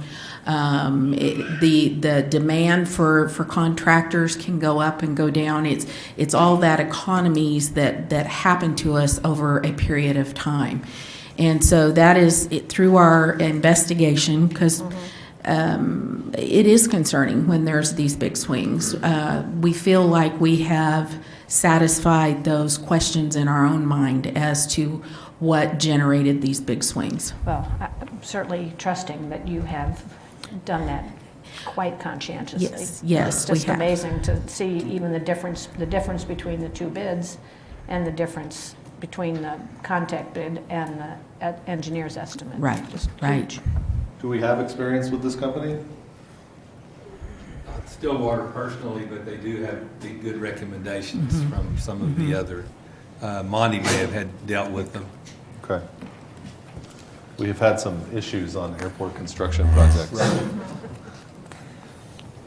My understanding is that they have done work at the airport, that they did the connections on 1735, where we did those ahead of time before the taxiway came in that we're tying into now, and that they did that work, and our engineers worked with them at other locations as well. There's 2 general contractors I've got a lot of confidence in that they're preferred on their preferred subs list. So I don't really have a lot of concern about them or the pricing. Excellent. Thank you all. Councilors, comments, questions, or motions? Motion to accept staff recommendation for The budget amendment, which one are we on now? The bid recommendation. The bid recommendation for Contech. Second. We have a motion and a second to approve the bid recommendation. Please vote. With a vote of 5-0, that item is approved. 7C, approve contract amendment number 9 for professional services by LBR Inc. as it pertains to the rehabilitated apron north portion project at Stillwater Regional Airport. Melissa. So back in June of 2016, the council approved a multi-year agreement with LBR for professional services. LBR is a local company that provides us engineering and design services, grant administration, are chief among what they do for us. In that multi-year agreement were specified certain projects. And this amendment number 9 contains the action needed on that specific project, which is this north apron. You can see there the financial impact of this amendment number 9 is $265,260. The recommendation coming to you from the Airport Authority Board is to approve amendment number 9 with LBR. Councilors? Motion to accept the Airport Authority approval of the LBR contract. Second. We have a motion and a second to approve the contract amendment. Please vote. With a vote of 5-0, that item is approved. Item 7D, approve renewal of a 5-year agreement with Phillips 66 for fuel services at Stillwater Regional Airport. Melissa. So the airport contains an area that we refer to as the fuel farm, where we buy at cost, our cost, aviation fuel and jet fuel. And then the fuel we sell at cost to our FBO, Stillwater Flight. I was trying to see if it mentioned in here. Operated by Morris Dudgeon. You all have visited with him before. We do get a certain percentage of what then the FBO sells the fuel for. It comes back to us as a flowage fee. So we buy the gas from Phillips, we sell the gas to the FBO, and then we do get this flowage fee back to us. We are coming to you today to ask you to renew this 5-year agreement with Phillips to buy gas from them exclusively. And again, this was approved by the Airport Authority, and that is the recommendation brought to you this evening. Councilors.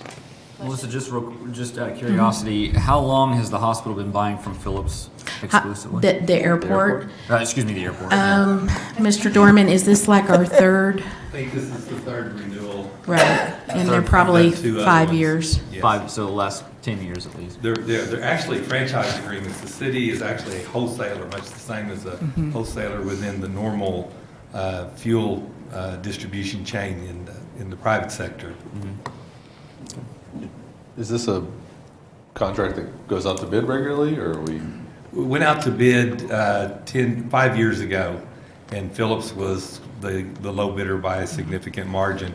There aren't a lot of distributors in this area that have Jet A and avgas fuel. Okay. Councilors? Motion to approve the Airport Authority's recommendations to renew Phillips' contract for fuel. Second. We have a motion and a second to approve the renewal of the 5-year agreement. Please vote. With a vote of 5-0, that item is approved. Item 7E, accept a grant from Phillips 66 in the amount of $200,000 to cover the estimated cost of the fuel farm upgrades, improvements to security, and access to the fuel farm at Stillwater Regional Airport.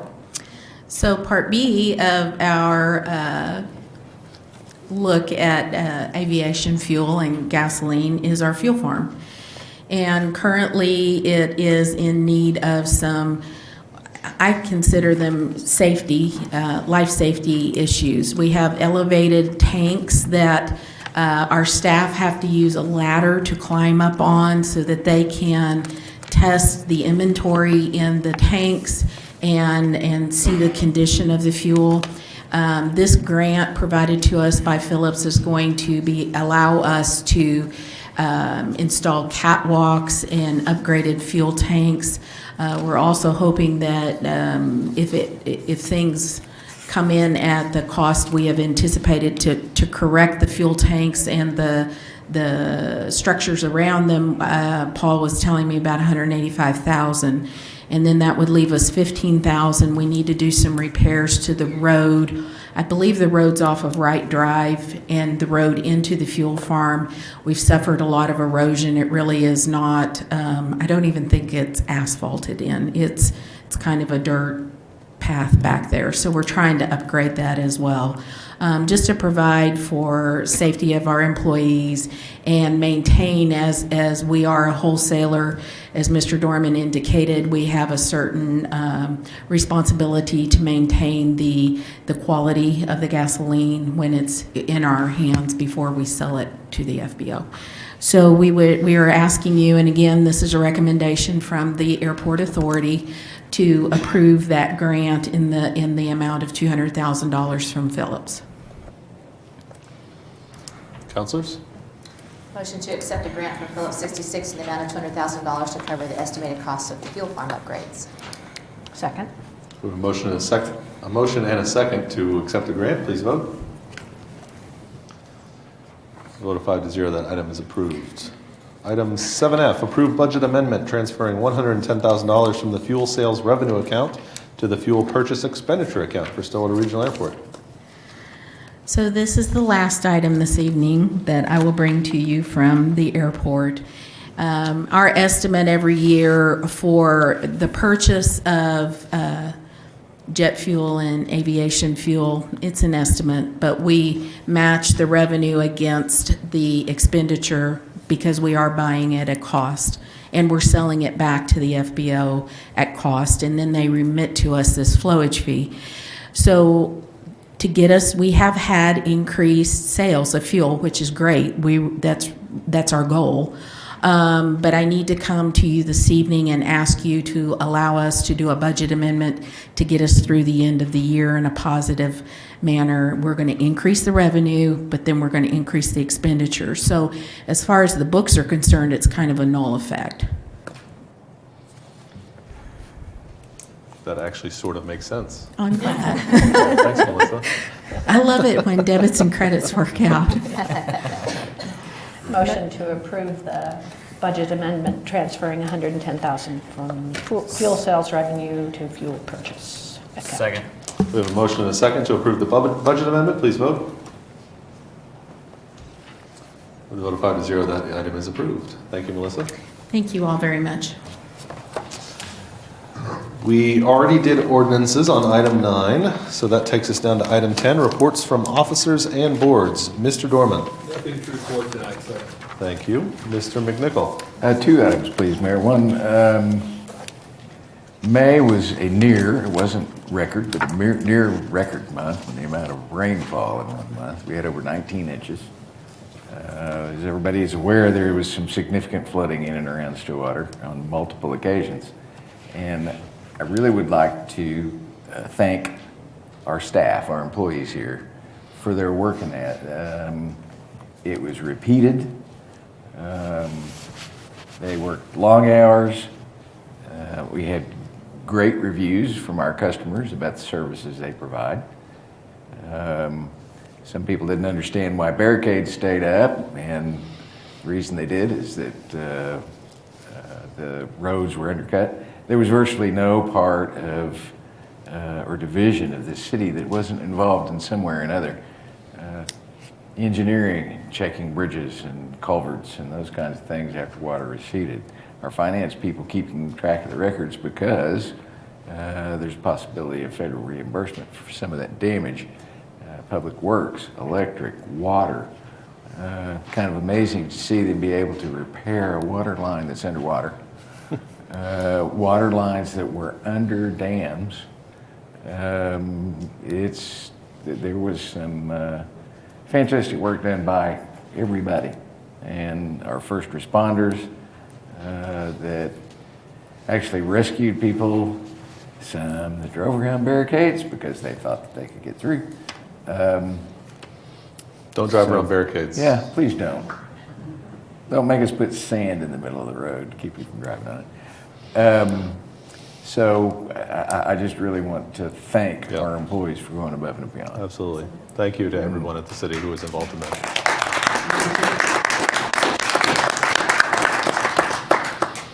The next item, Phase 2 of the Hospital Area Waterline Project, will replace over 8,000 linear feet of aging and undersized water line with new, larger diameter water line in the area bounded by 7th Avenue, 10th Avenue, Walnut Street, and Washington Street.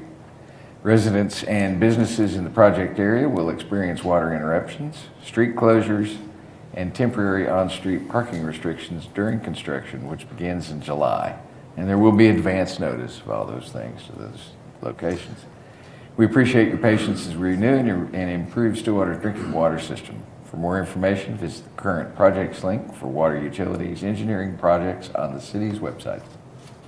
Thank you, Mr. McNichol. That's it's great to see. I know nobody likes street closures and water line interruptions, but we are trying to keep them upgraded and replace old water lines with new ones. So progress is sometimes tough, but thank you for that, Norman. Councilor Zanotti, Yes. we're going to make you make announcements on your birthday. That's right, that's right. Congratulations to the Stillwater Airport Director Paul Priegel on his appointment as chairperson for the South Central Chapter Academic Relations Committee for the American Association of Airport Executives. In this role, Paul will work to strengthen the relationships between the South Central Chapter and the regional student chapters at participating universities in Oklahoma, Kansas, New Mexico, Texas, and Central America. Congratulations. Wow. Cool, thank you. Impressive. Vice Mayor. Sure. This Friday will be a great time to enjoy the Friday Food Trucks and Tunes, Trucks and Tunes Community Movie Night. Come out for live music from the Stillwater Community Band and a showing of E.T. Some of Stillwater's favorite food trucks and a bounce house will also be there. Excellent, thank you. Councilor Rutledge. Thank you, sir. Residents who missed the Transportation Town Hall meeting last week can still provide their input, which we greatly want from our citizens. If you have a list of projects that you would like to submit, you can submit your ideas and input online with our online forms under top requests at stillwater.org. Absolutely, go do that. If you missed the Transportation Town Hall meeting, go watch it online. It's kind of long, but we sat through it, so you should be able to too. It was actually fantastic. A lot of good feedback, a lot of good project recommendations and comments and thoughts about that we're still processing, and so please get on, add your comments. Councilor Jaloski.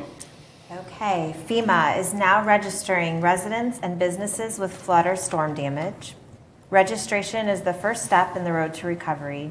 If you sustained flooding or other severe weather damage to your property since May 17th, 2019, you are strongly encouraged to register for potential FEMA assistance.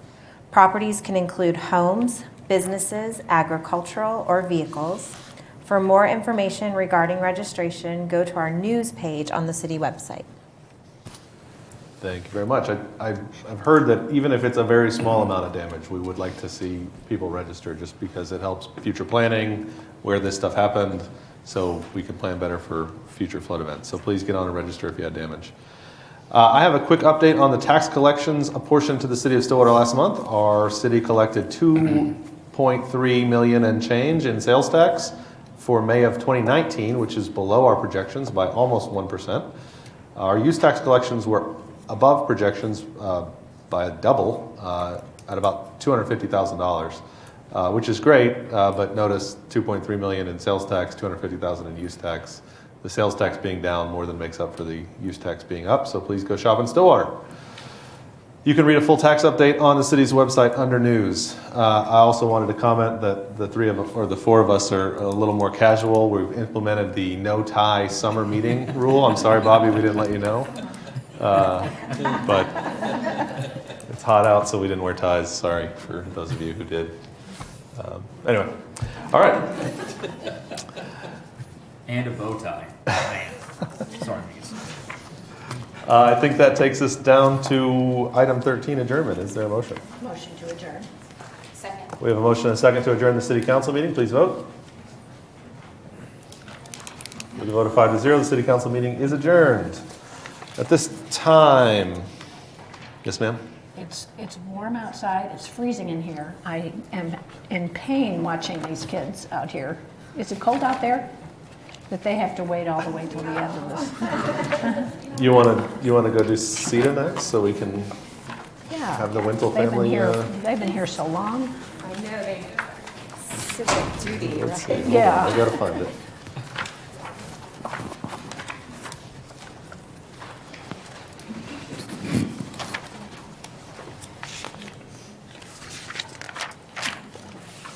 Are you handing jackets? I'm plenty warm. Oh, man. So. Okay, let's call the meeting of the Stillwater Economic Development Authority meeting to order for June 17, 2019. Trustees on the consent docket, questions, comments, or motions? Motion to approve the consent docket. Mayor, may I give you some additional information that's come in since the agenda went We out? jump to SEDA, Oh, but when we get to SUA, you Okay. absolutely can. We have a motion to approve the consent docket. Is there a second? Second. We have a motion and a second to approve the consent docket for SEDA. Please vote. With a vote of 5-0, the consent docket is approved.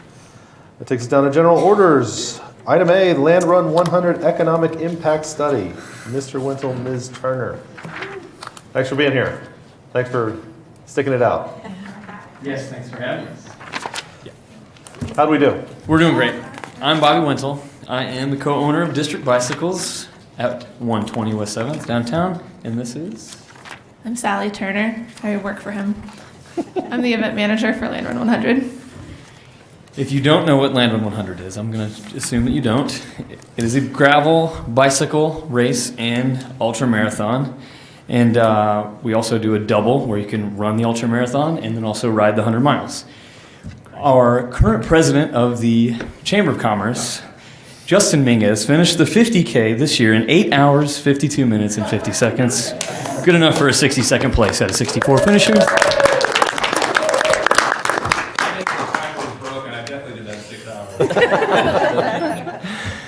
So this was our 7th year, and yeah, it was by far the biggest. So we're here to give you a rundown over demographics of who was here, how many, and what information we were able to obtain from local business owners and also from people that were here for dollars spent and time stayed. Next year is going to be on March 12th through the 14th in downtown, so put it on your calendars if you haven't yet. So from 2018 to 2019, we went from 1,484 total with 1,100 starters to this year we had 1,905 total registered riders, and we had 1,713 actually stand on 7th Avenue in front of the bike shop. 44 states represented. We still cannot get North Dakota. I don't know what's happening with that one. Canada, we had a handful from Denmark, one from Brazil, and that's supposed to say United Kingdom. But that's okay. It worked when we had it on our computer. Yes. We've been international since year one because we've had Canada every single year, which is really, really cool, and not very many events, I think, in the country can say that, but we're almost at all 50 states, and I really think this year we might be able to get it, which will be so sick. Without having a huge initiative with marketing and with holding spots in particular for women, we have consistently been at 20 or a little bit above 20% of a women representation in our registered riders and runners, which is way above average. I don't have those numbers right in front of me, but I promise you I've been to lots of events all across the country, and especially in Europe, and Europe is actually way behind us, in my opinion, especially when it comes to this dirt and mountain bike thing that we all love to do so much. 40 to 49 is still our biggest represented age group, which is mostly affluent, well-working, competent men in this case, and then 21 through 39, and then gets smaller as it goes down. But yeah, that middle age group right there, that's our core demographic that we're seeing come to the race. And I'm going to pass it over to Sally. So this is the second year that we've put out an economic impact study or survey to all of our participants. And we actually got a 50% response rate, which just blew my mind. But we offered to put them in a drawing for a free spot in Land Run, and that kind of brings people out of the woodwork. So we had, of the people who responded, which was about 960, of those people who responded, 92% of those traveled more than 50 miles to come here. So that includes even coming from Tulsa. And then 73 people, or 8% of those, were from around here. And then you can kind of see we did a little bit of heads and beds, who stayed where. If you tent camped, the county commissioners were very gracious and opened the courthouse lawn for people to camp in, which was really awesome. Some people stayed in their cars. Some people camped at Lake McMurtry and Carl Blackwell. Several people stayed in Airbnbs. And then far and away, people stayed in hotels. We had 550 people say that they stayed in hotels. So that goes back to our hotel tax and all that good stuff coming into the city. And then we also asked them to kind of guesstimate how much they spent here. And so each person was asked to average how much they spent each day, and then we totaled all that up to a grand total of $277,000 and some change spent that weekend here. So we had more than $121,000 spent in lodging and then food and drink, and it kind of goes on from there. But there was a lot of money spent this weekend. It really helped that the weather was nice. Yeah, it did. And then registration opens for 2020 on October 12th. I did want to add, I talked to Iron Monk. They said that Land Run weekend was 270% higher than their sales than the weekend before, and 278% higher than the weekend after. So just kind of, that gives you kind of a scale of how much people were spending and hanging out in town, especially when students are leaving for spring break. Yeah. I wanted to add to the participation for local. So Oklahoma, we had 484 people out of the total number that were from the state of Oklahoma, and 117 of those were from Stillwater specifically. And I think it's a big precedence, I think, for an event a type of event that did not exist at all before Land Run 100, to now having almost 500 people from the state taking part in something that didn't exist before. Just to let you know, we've already started with conversations with sponsors. We've already started with conversations with vendors. Of course, people are clamoring for us to give this date out for when registration's going to open. You got it first. And you guys have it first. We haven't made it public yet. And yeah, so it's pretty crazy. To answer two questions that haven't been asked, but I know are always going to be asked. No, we do not know what the number cap is, where this thing ends, because we are the ones that are deciding it, and we're just not sure. But this past year, we feel like our relationship with the city, with everyone here, and with all the infrastructure and everything that had to happen, it went incredibly well. And we want to say thank you so much, and we look forward to figuring out how to control this beast and make it as good as it can ever be every single year. And so thank you guys. Thanks for letting us show you that it is growing. And I truly think we're just getting started. I think I said that last year. I think I said it the year before that, and maybe the year before that. But the way I truly feel is that we're just getting started. I don't know where gravel riding and racing and cycling is headed, but it's headed in an upward trend for sure, all across the globe and in the industry of cycling. And I think that we are at the tip of it, because this morning I got a phone call from Trek Bicycle wanting my input on new product, and I was the first one that they said was named, and I think that's kind of awesome. So we're at the forefront, and it's all happening right here in downtown Stillwater and in the Midwest as well. So thank you guys. Thanks for letting us tell you what we're doing. And yeah, come to the party if you want. October 12th, we'll have a party in the morning at the shop. Last year we had a couple drive through the night from North Carolina to be there, because we promised under the radar that if you were there that you got a spot and you were guaranteed. And of course the 100 miles sold out in 7 minutes, 1,000 spots. and they did not get in, and they were trying, and so we got them in because they were at the party. So come to the party, it'll be a good time. We'll ride bikes. So anyway, thank you. Thank you, guys. Well, We really I just have to appreciate say real quick, I live over District Bicycles downtown, and it's an event that I am amazed at every week. I've helped with registration before. Nicest individuals that participate in this event. I was interested to see how allowing people to camp out on the courthouse lawn, how that would look the next day. I walked out the next morning. You wouldn't have thought there was an event in downtown, the way that they took care of the property, the way they cleaned up, the way you guys took care of it. I would commend, if anyone wants to see a great view, come to my loft the morning of. I'll open my doors up. It's a great view, and just commend you for a great event as someone who lives it and has volunteered with it. So I haven't yet to ride the bike or run, but I'm happy to host. You're out of town October 12th, right? And thank you for bringing us back this information. I think it's great. I mean, obviously, those of us that I wasn't downtown, but I gave out marshmallows at Bike Fort. So We heard those were really good, but I didn't get to try them. I did get to try them, and they were fantastic. But so we see that it's successful, but it's awesome to see the numbers that really tell the story of how successful it is. And so thank you for that commitment as well. That's all been Sally, honestly. I'm running around with my head cut off and have customers asking me questions all the time. So she put the survey together, she compiled all the information, she put this together for today. And so she's been an incredible asset, and it's been really fun to legitimize things a little bit more, so it's been great. Well, I talked to Bobby about this, but I had one of the guys from Denmark, right, that asked me about coming to Denmark to help talk to his local government officials about running gravel races and how you work with the organizers and that sort of thing for doing this. So it's at least a little bit being seen as a good cooperative effort between our city and you guys as the organizers, and it's certainly a fantastic event. I know, I've loved being out there every year, even when I'm not riding. Actually, probably more when I'm not riding. But yeah, we really appreciate the work you've done and look forward to working with you guys some more in the future. Absolutely. Thank you. All right, 5B, Chamber of Commerce Quarterly Report. Mr. Mingus.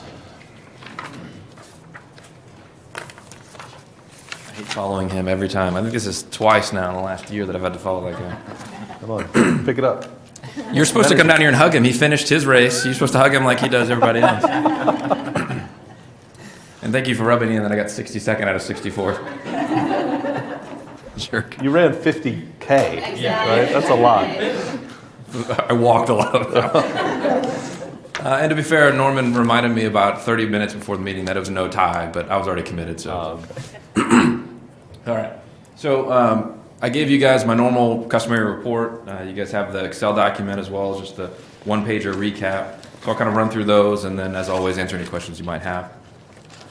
RFP activity continues to be light compared to years past. So we had 16 RFPs, and I should say this is for Q1 of our calendar year, so Q3 of your fiscal year. So these are all January, February, March. So this report got a little delayed just because your agendas have been pretty cloudy, or cluttered, I should say, in the last couple months. So RFPs for that first quarter, we had 16, responded to 5. We have 16 active prospects. In the past, you guys have seen numbers closer to 25 and up. We cleaned up a lot of that list. Ones that have been, non-responsive for a while, we just went ahead and put them on hold within our sales force. Now we have all the documentation. If they were to be active again, we could activate what we sent them. But in all honesty, if we haven't heard from them in a while, they're done. So we have 16 active projects. To give you an update, as far as the year-to-date for that fiscal year, we've had 55 RFPs, and we've submitted 19 of those. So at a 34% response rate. Usually we're at 50. So that's the only, I think, troubling thing is some of the RFPs are light, and the ones that we can apply for are even less. And so that's 10 or so looks probably in a calendar year that we're not going to get. The reason for that, we kind of went back and looked at some of those. They've been back office shared service call centers, which I think we have the workforce for, but quality of life is trumping. And so they're going to they're looking for Oklahoma cities and Nashville's and Kansas cities, specifically for Thunder, MAPS projects, and the like. And so for us to compete for those, we got to continue to invest in ourselves. I know we're not going to get the Thunder, but we can have our versions of that. BRE's still light. We're at 1. We had 3 site visits in that quarter. bringing us to 5 site visits for this year, 5 on the primary job side, 2 on the restaurant retail, total of 7. And then our assists are up. So although the RFP activity is down, our local touch points are up. So we had 30 assists in that quarter, mostly surrounding property and real estate, opportunity zone questions. And so we're creating some flyers, and I think I sent some in your packet, and I don't see a link on here for me to pull them up, but I don't know, none of these are mine, are they? Okay. So Trenton and Aubrey are working, I think they're in your packet, you saw a few of those. So anytime somebody comes to us and they have a commercial space or industrial space for rent, maybe they're trying to explore what they could get for it, they might not have a realtor, we'll help kind of create this so that way whenever folks call us looking for space, we at least have a document until they either engage a realtor and we have a different flyer. And so that's just a service we're providing for free for folks. So I wanted to put that out there so that way if people do have properties, if they have a group of properties within the opportunity zone that they want to talk to us about to create a little one-pager, we would love to do that. It helps on several fronts. One, we get an understanding of what properties might be eligible or open for investment. That gives them something a little bit cleaner than, hey, I own this street over here, and then allows us to kind of track some things. So I wanted you guys to see those. On the entrepreneurship front, we had 80 new businesses start that quarter. We had held 14 events for entrepreneurs with 271 participants. I listed the 1 million cups participants for that quarter. The incubator has 16 tenants, 72% occupancy. We were able to keep 2 that graduated. One of those is RPX out near the airport, and they're doing crazy stuff. I think they've either applied for or just won almost $1 million in SBIR grant. So talk about economic development, that's free money coming into the market that we don't have to pay for. Commerce Place, so the industrial side is still, it's done, everything's buttoned up. We're still working on some wastewater issues on the commercial side. We think we have that buttoned up. The only reason for the delay is it's coming in on ASCO's property, and with the ASCO Spirit transaction a little delayed, we can't get a final that we can use some of their property for an easement. And then you see some of the miscellaneous items down there. So we met with Bruce Johnson, the new Cushing economic developer. We've been working with him on some joint projects. Working with Oklahoma City Partnership to revamp the regional partnership. What that means is kind of creating a second or 2-tiered system, kind of a full-time economic developer council, if you will, those that are like us, that are communities that pay into it for deal flow, for data, for all of that, and then kind of a secondary one for the tech centers and municipalities, the folks we want at the table, but maybe don't want to pay the $6,000 to be a part of it. We're going to have some secondary meetings just to kind of get them involved in the conversation. So we're working through that with Oklahoma City and hopefully have some changes here in the next couple months. Looking into the future, for my next report, you'll hear more things about Stillwater 360. So it's our summer intern program that we had a couple of you speak at. We have about 15 interns in town at various companies that are going through a kind of a mini leadership Stillwater, just to kind of show them around town. And what was surprising to me was about 70% of those were from Dallas or the Texas area. So hopefully we can do it right while they're here and interning, and they can stick around and stay with their employer. So 360 we'll talk a little bit about, and then our workforce initiative, the ACT Work Keys. We're hoping to do a public announcement in the next month or so. So I try to get through it quick because we've had 3 hours of meetings about Airbnb, which I don't have one of those. Is Lemonade Day in your next report? Man, I should have been in this one. Yeah, no, it will be in the next one because it would have been in May. Yeah, we'll talk about that. That was great. It was a good day. I went to like 9 stands that day. Yeah. I took out a HELOC to buy all that lemonade I fell in, but it was cool, man. I love each well, next. No, you can talk now. I've got to talk. Trustees, questions for Justin? I don't have a question. I just think to echo one thing you said earlier in the report, Justin, about if we're going to try to draw more commercial entities to town, one of the things that they're really looking at is quality of life. So, when we're looking at quality of life issues, or initiatives as a whole, it's maybe not so much or not just about what we utilize or what you as a person may utilize, but also how we can leverage quality of life infrastructure for economic development. So I think that's an important point to understand. So I appreciate you bringing that up. And it goes beyond just physical assets like arenas and parks and things, and goes to events like this, right? I mean, they want to see what are we going to do when we live there, and it's not just what restaurant, but what sort of arts festivals and bike and Botanic Garden concerts. So it's all of those things I lump into quality of life, and those aren't all things you have to pay for as the council and city staff. It's guys like Sally and them that put it on. Yes, I said Sally puts on the event for all of us to lean on. We've done a couple site visits, and I've bought a couple Land Run hats. I've set those down in front of them. We have a site visit coming up shortly, and I just went and bought some Land Run beer that I'm going to put in front of them. So hopefully they're okay with that. If not, Trenton gets to drink it. So yeah, quality of life is important. Yeah, appreciate you touching on And that. I think it's cool to hear. I mean, I know we do that in a lot of different ways with promoting local things to show businesses and employers, hey, this is the kind of stuff that happens in Stillwater. And it's great to have events like Land Run to be able to use there. Have you noticed, I saw something from Oklahoma City and Tulsa, the mayors with some new sort of joint initiative. They're trying to be more regional and more cooperative and that sort of thing. I don't know if between I know we're in the Oklahoma City and the Tulsa Regional Chamber sort of stuff. But are you we're seeing, one now. We're just one? Yeah. But are you seeing more opportunities between the two? I mean, we kind of are uniquely positioned between them.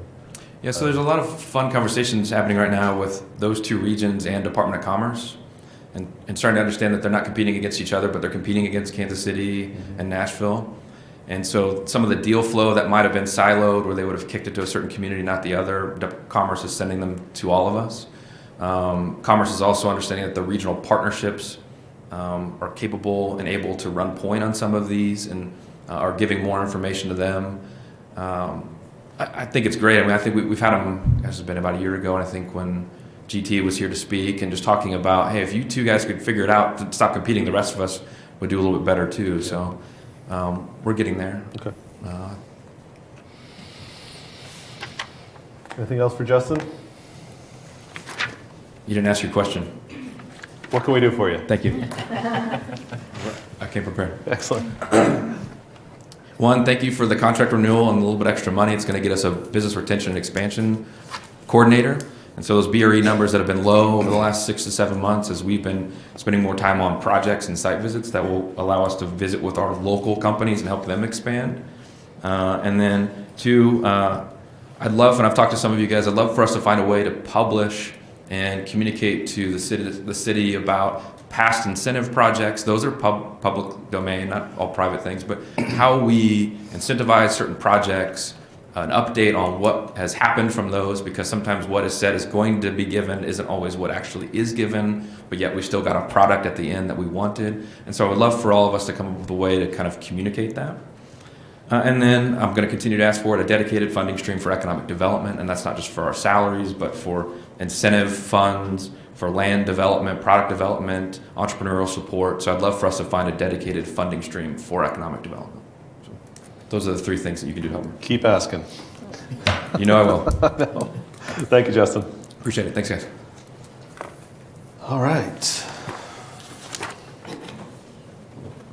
5C, Economic Development Contract with Chamber of Commerce, fiscal year 20. Mr. McNichol. There are actually no changes in the contract, with the exception of we did find a little extra funding to give to the chamber. They took over retail recruiting as well last year, and we're not compensated for that. We have developed, I think, a great relationship. We have two really big deals kind of hanging right now that we're all very excited about and hope they come to pass.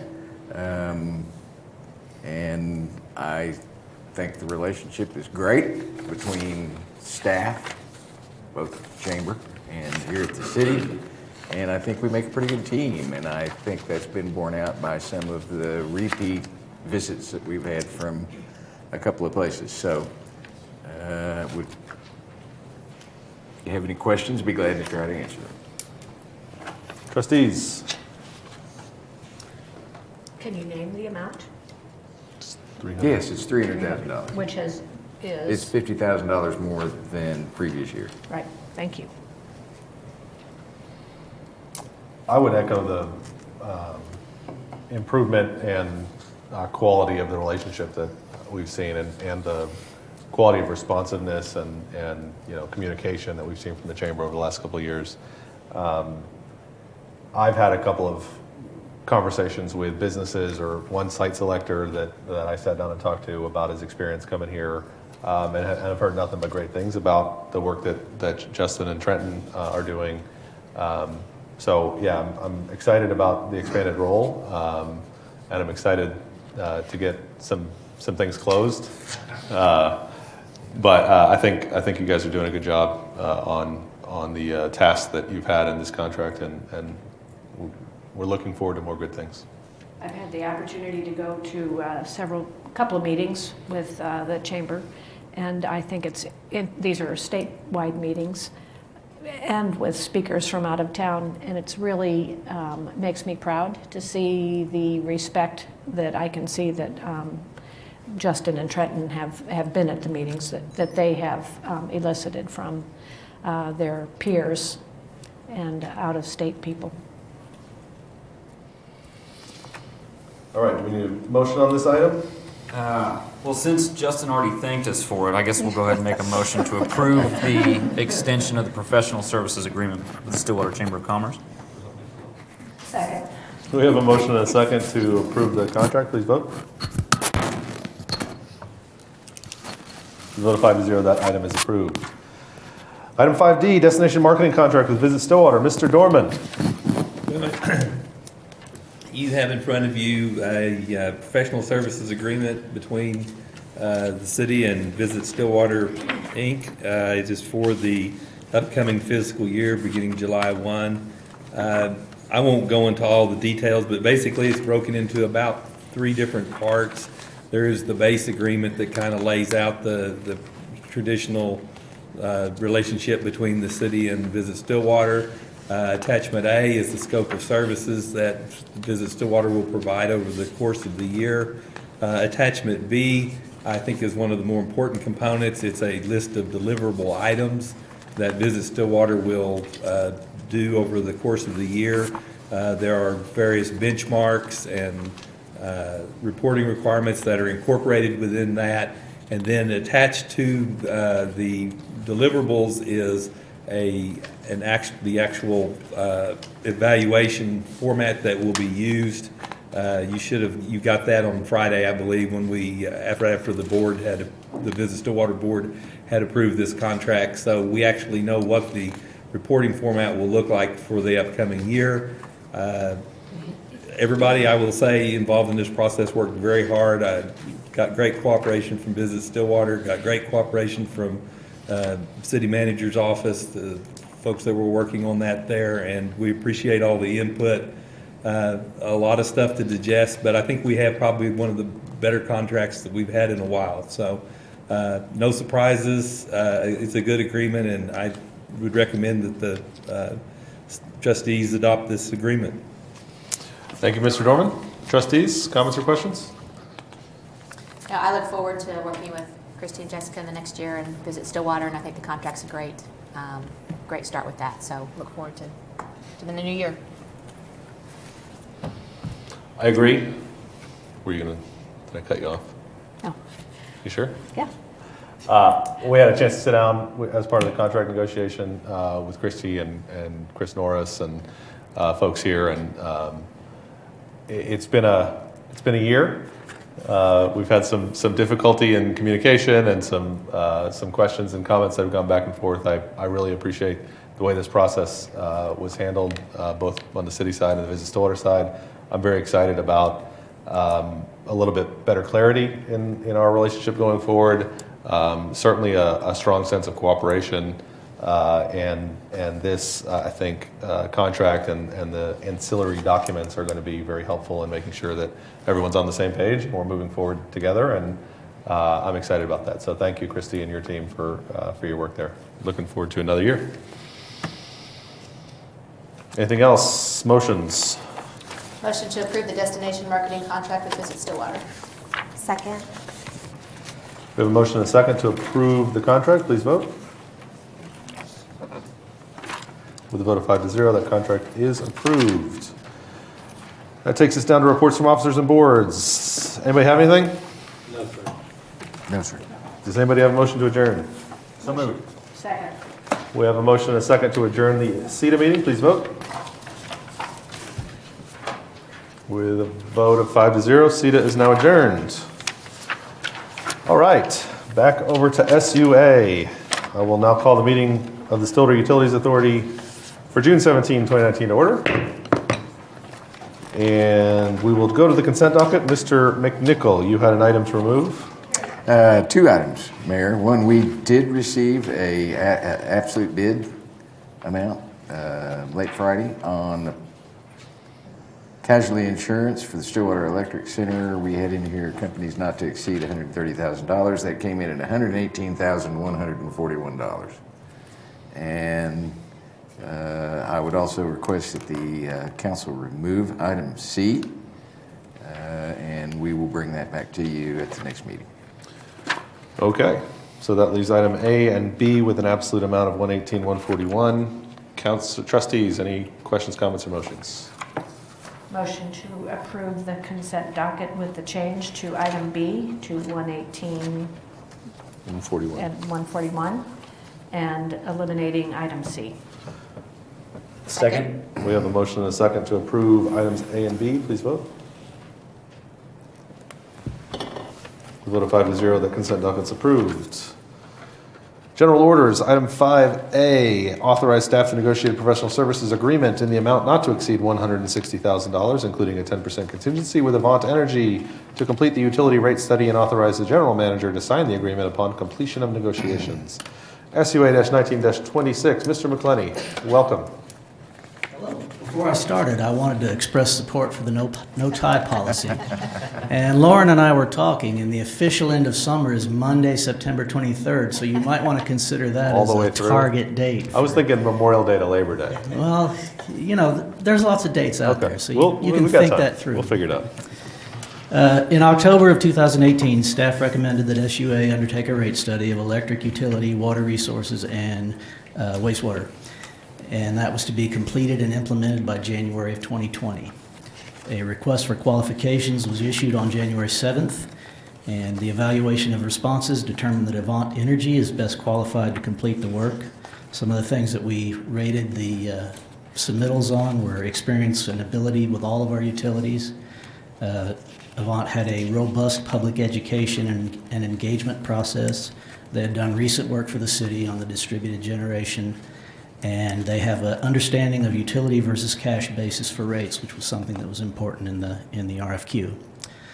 Avant Energy was asked to submit a cost proposal and detailed scope of services, and staff recommends that we approve the proposal from Avant Energy to complete the rate study, negotiate a professional services agreement in an amount not to exceed $160,000. That includes a 10% contingency on their proposed amount, and authorize the general manager to sign the agreement upon completion of negotiations.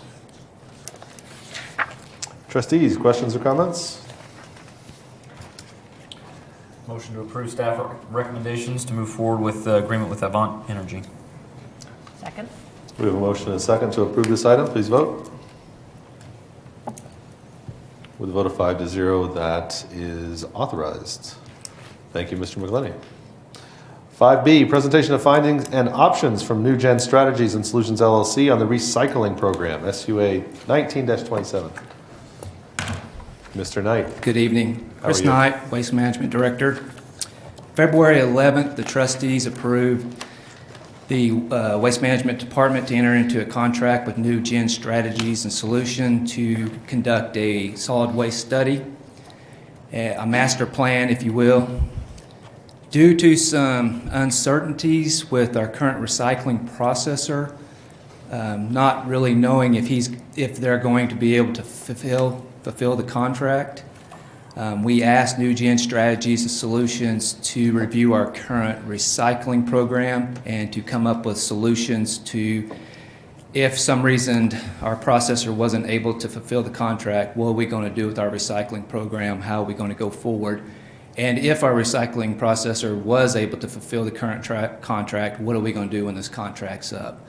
So we've asked them to do that. They have done that, and they have that review done. I have Dave Yonke from New Gen Strategy Solution here tonight with a presentation and to answer any of your questions you may have. And then, of course, I will be here for any questions you may have. We didn't pass along the no tie policy to you, sir. I'm sorry. Oh, yes, we did, sir. Oh, we did? We had a meeting with him this afternoon. He said he was. He already had it so- on. Put it on early this morning, and if I'd known that, I wouldn't have put it on. It was already there. All right, well, good evening. For the record, my name's Dave Yankee. I'm the president of the environmental practice for New Gen Strategies and Solutions. Let's see, couple things I just want to go through, just so you have a little background on who we are and why we're doing this study. So we're a 38-person consulting firm. We focus on primarily financial, economic, and planning issues. We work in those 4 core areas: water, wastewater, solid waste, and electric. I'm out of our Austin office. One of the things I'll emphasize, we are not an engineering consulting firm. We focus on financial and economic issues in these utility areas. So my background, I've been involved in the solid waste area for about 25 years now. Focus on a lot of financial and operational and planning type studies. I will tell you right now, the issue with recycling is something a lot of our clients are struggling with, to figure out what are our best options with the markets down. Just as an example, we're working with the city of Phoenix. I've worked for them for a number of years. One of the things they're asking is, what does every one of our recycling programs cost at the residential and commercial level? They have MRFs, 2 MRFs they operate or they own that they contract out for Republic or to Republic Services to operate them.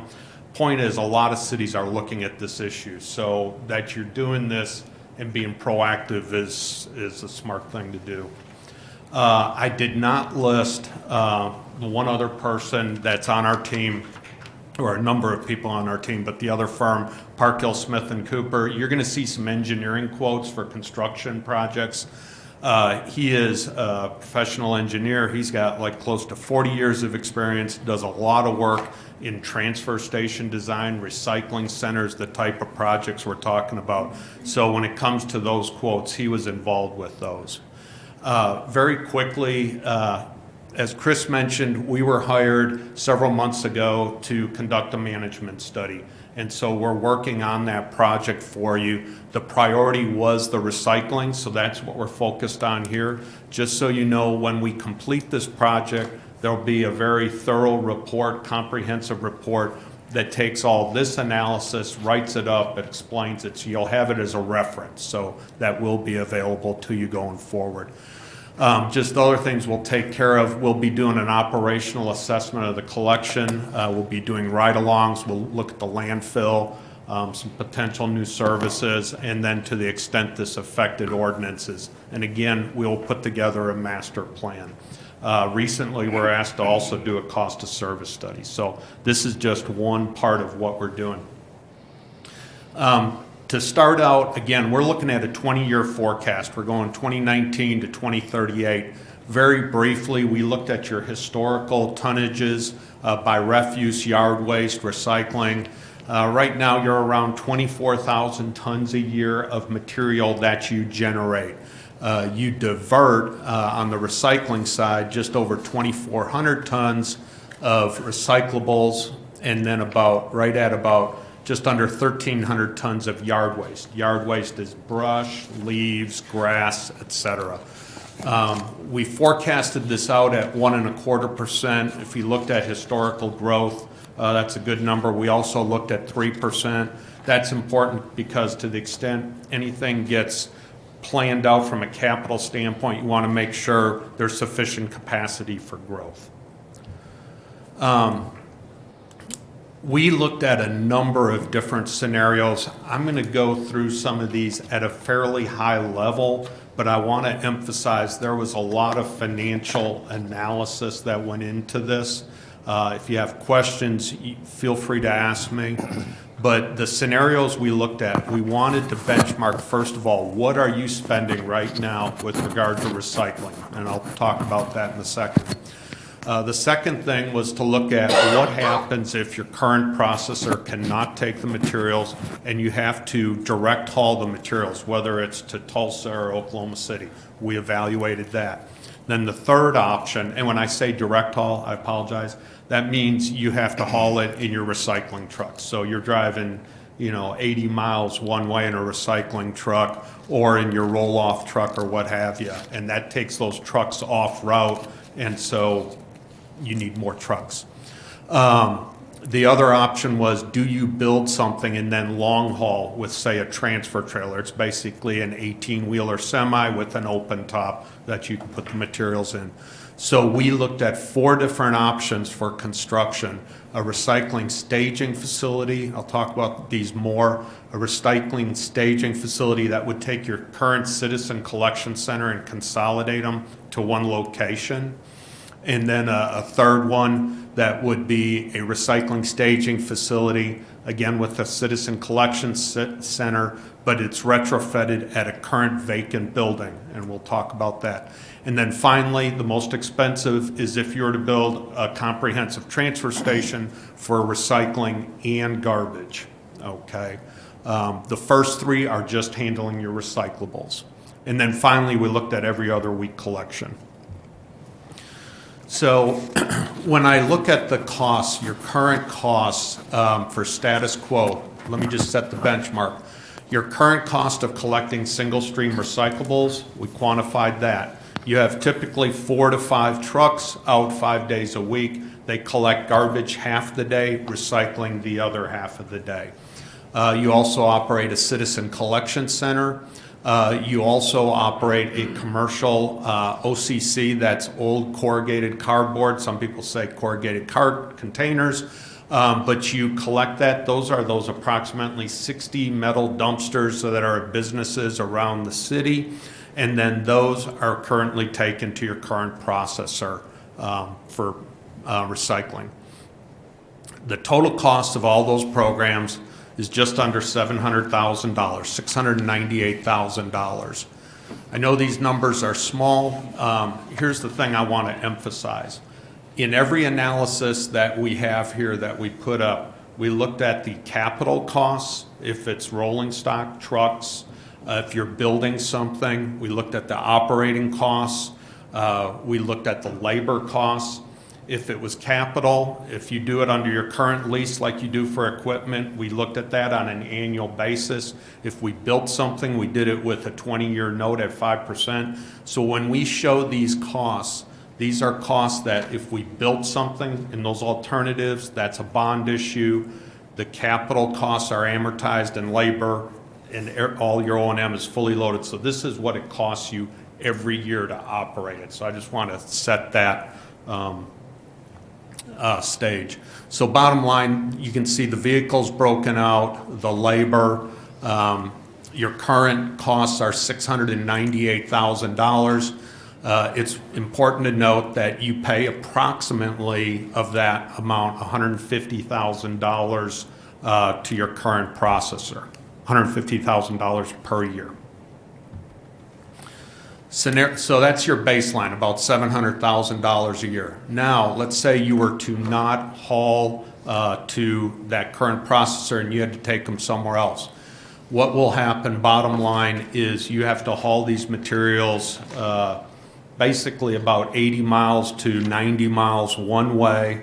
That's a lot of time, for instance, for your recycling trucks. Now they're off route. They're not picking up recyclables. They're driving down the turnpike and they're off route, which means you have to have another truck and person to pick up materials because you can't pick up all those cans because those people are spending more time driving to one of the recycling facilities.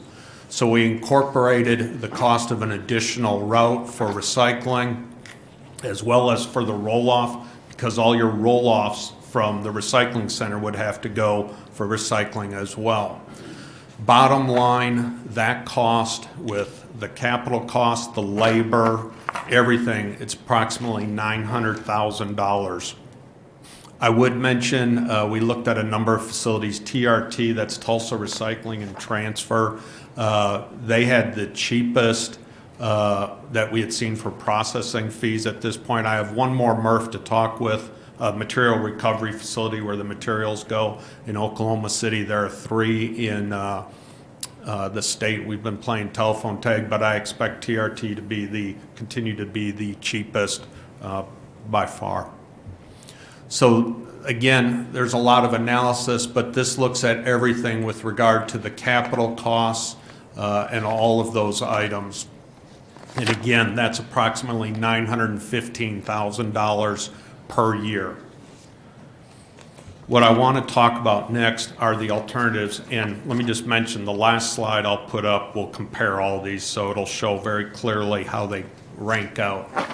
But now if we want to build something, alternative one is a recycling staging facility. This would basically be a facility where your recycling trucks would come in to unload the recyclables, okay? There would not be, this is important under this scenario, there's no baler for the corrugated commercial cardboard that's collected.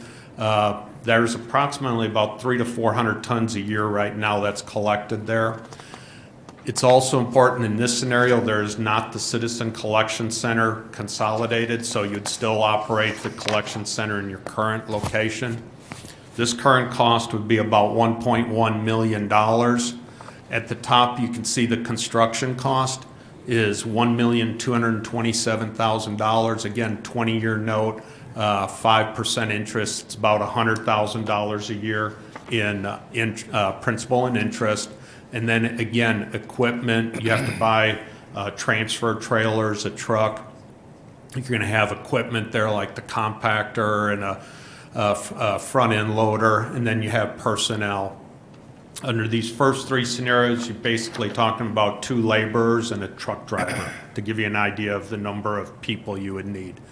Again, under this example, it's about $1.1 million. Okay.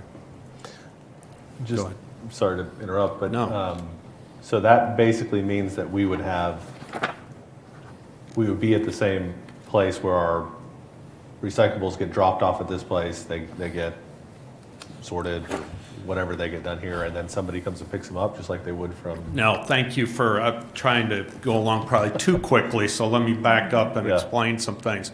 So these recycling staging facilities, what they would be, your recycling trucks, so the trucks that come down your street to pick up your automated, your automated side loader, pick up your recycling can, those trucks, when they are done picking up on your route, they would go to this staging facility. They open up the back, dump that load on the floor. You have a front end loader that pushes it into a transfer trailer that's at a lower grade. I'll show a diagram in a second.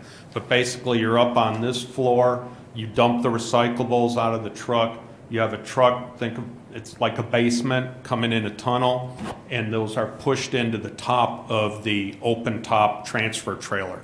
Those materials are then hauled to a MRF, whether it's the Tulsa Recycling and Transfer or the Material Recovery Facilities Waste Management has, or Batliner.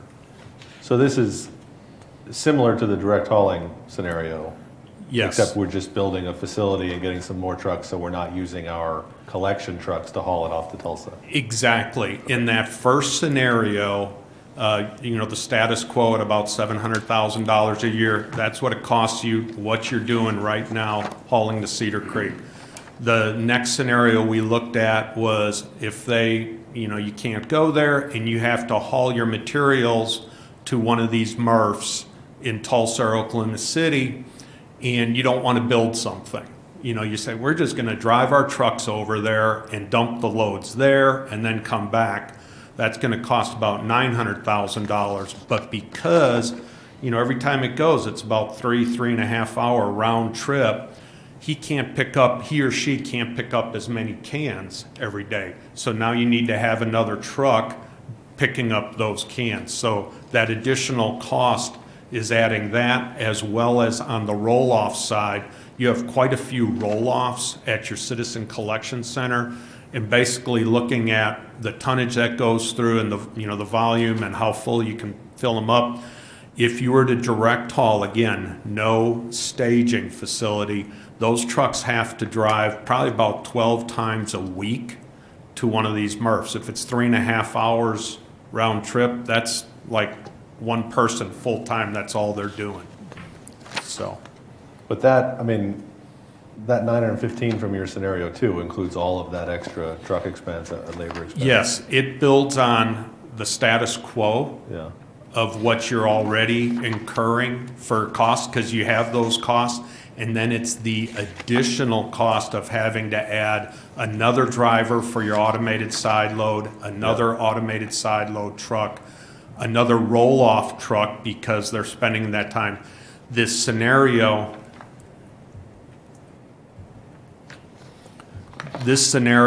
with the direct hauling, it builds upon the status quo. Yeah, okay. So it includes all that in it already, so. It includes that with the exception if it backs off that 100, remember I said you're paying Cedar Creek $150,000 a year in processing? So we're not You doing back that off to put in what you're paying TRT. Okay, so just between, and I'm probably jumping ahead of you, but I'm just trying to get my head straight here. I mean, between 1 and scenario 2 and 3, we either direct haul it or we take it somewhere here and put it on trucks to haul it. Correct. Yep. I mean, if it's $100,000 or $200,000 more to build a facility and load trucks, why would we do that? Is there some Wait, other, say that again? Well, if we're, in both scenarios, 2 and 3, we're hauling our stuff to Tulsa, let's say.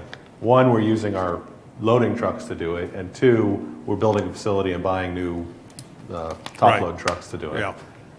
If it's $200,000 more to build a new facility to do that, is there other advantages to building that facility rather than just using our existing trucks to do it? Yes, you're jumping ahead a little bit. Okay, I'm sorry. No, that's okay. That's okay. I'm glad you're thinking about it because that's really important, because if you're going with straight numbers, you could say, well, we'll just direct haul, it's cheaper, but it's a lot of wear and tear on your vehicles. So one of the things I will just put out there, this does give you a potential opportunity to maybe address this in conjunction with your citizen collection center, which is at a location, and I'll just say right now, there's not room to go build something like this there. So if you were to do this, we'll go through these options. Okay. But no, you're right. There's some benefits to that. Okay. So sorry for jumping ahead. No, that's fine. You're on the right track. So going to stage scenario 3 is where we start looking at, okay, let's build something and let's haul it in 18-wheelers, from here. So this is alternative 1. Under the scenarios for the recycling staging facility. And here's just a picture, a very high level drawing. Bottom line, what happens, the trucks, would come in from the bottom, and they would circle basically counterclockwise. They would go in, and then you can see where they enter, and then they back around, and then they dump their materials on the floor. You don't have a red laser. I don't have a red laser. Sorry. But the material's dumped there, and then the tunnel is at the top where the 18-wheeler drives through, and then the material's pushed in, and it heads out. Okay, that's basically the conceptual layout. So the second alternative, it basically builds on what I just showed you, but it includes a baler and a citizen collection center. So now this consolidates your current citizen collection center into this facility. So there's some economies of scale to put this at that facility. So what you do at this facility is your citizens can drop off their recyclables. Your recycling trucks will bring their materials in there. In addition, keep in mind that you have those 60 dumpsters out there at those commercial businesses. Those actually are owned by the current processor. So a what if is if you wanted to continue to collect those materials, which is about 350, 400 tons a year, we've put in here, captured the cost of purchasing those new containers so you could do that. And so we factored that in. The reason you would want to consider putting a baler in is, and again, talking with Tulsa Recycling and Transfer, If it's baled, you get $45 a ton.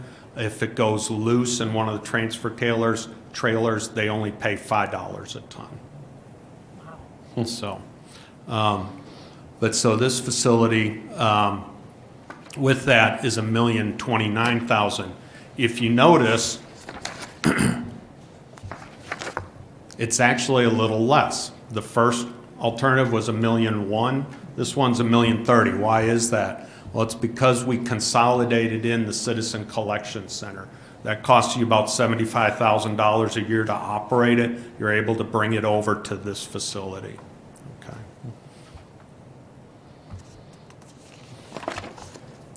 And this is the picture. Again, it's very similar. The only difference really is at the bottom there. In the center is the area where you'd have the baler, and you'd also have HHW facility. What's HHW?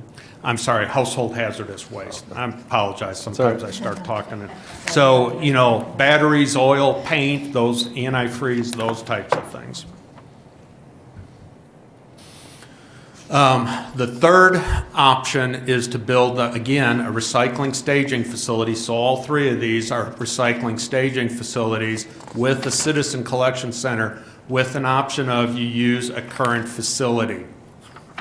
It drops the price a little bit to $925,000, and that's because if you look at the top construction costs, instead of being like, you know, $1.25, $1.5 million, it's only $225,000, and that's spent on retrofitting a current facility.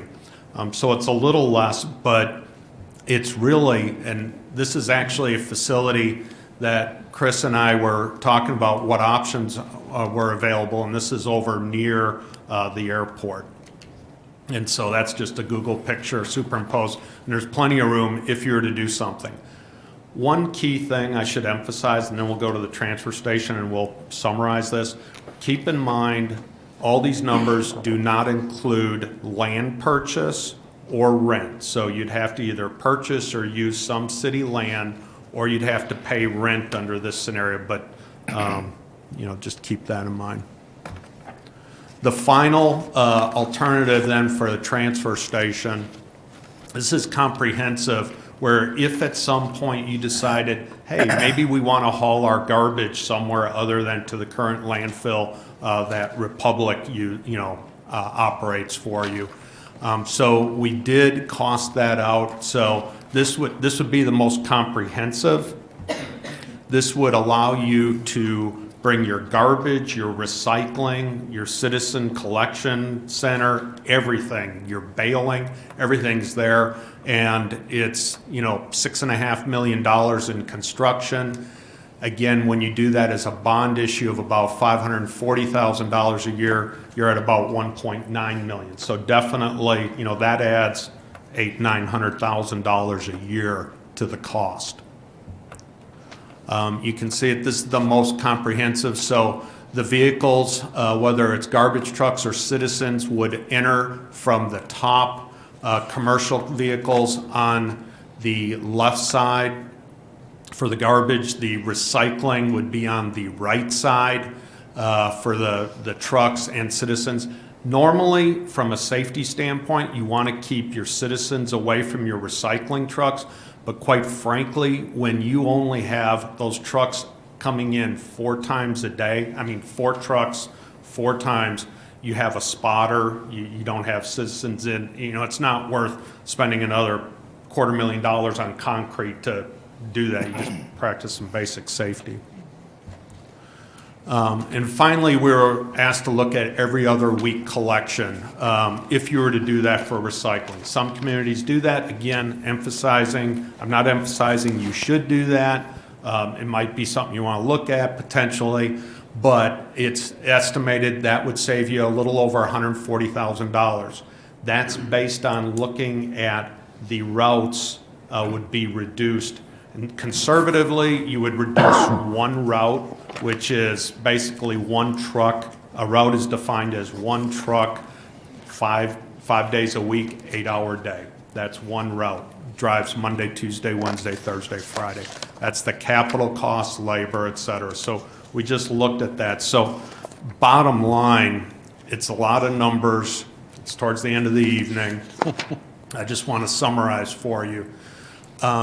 If you look at the infrastructure capital cost column, that shows the amount of capital you would need to spend, roughly, and there's always, it's moving numbers, but it's pretty accurate. Under the first two scenarios, the recycling staging facilities, you're looking at about 1.2 million to 1.5 million in capital costs. That's scenario 3.1 and 3.2. And then again, the transfer station's the most at 6.6 million. So bottom line, because if you have to budget, in your city budget, what do you have to budget for debt service or setting aside for those vehicle costs that are amortized, your labor, et cetera? That's your total annual cost column. This gives you an idea of what you would budget. Right now, under the status quo scenario, you're spending $700,000, $698,000. If you had to direct haul, drive those the recycling trucks with their materials to Tulsa or Oklahoma City, you're looking at over $900,000. And then bottom line, the scenarios 3.1 and 3.2, and I'm going to focus on 3.2. 3.2 is a staging facility, recycling facility, where your recycling trucks can come in, drop their materials on the floor, the front end loader pushes them into the 18-wheeler, and then that semi takes it to Tulsa Recycling or Waste Management or whomever. You also would have a citizen collection center there, and that would cost you, and again, assuming you did a bond issue on the $1.5 million in debt, that would cost you $1,029,000 a year, okay?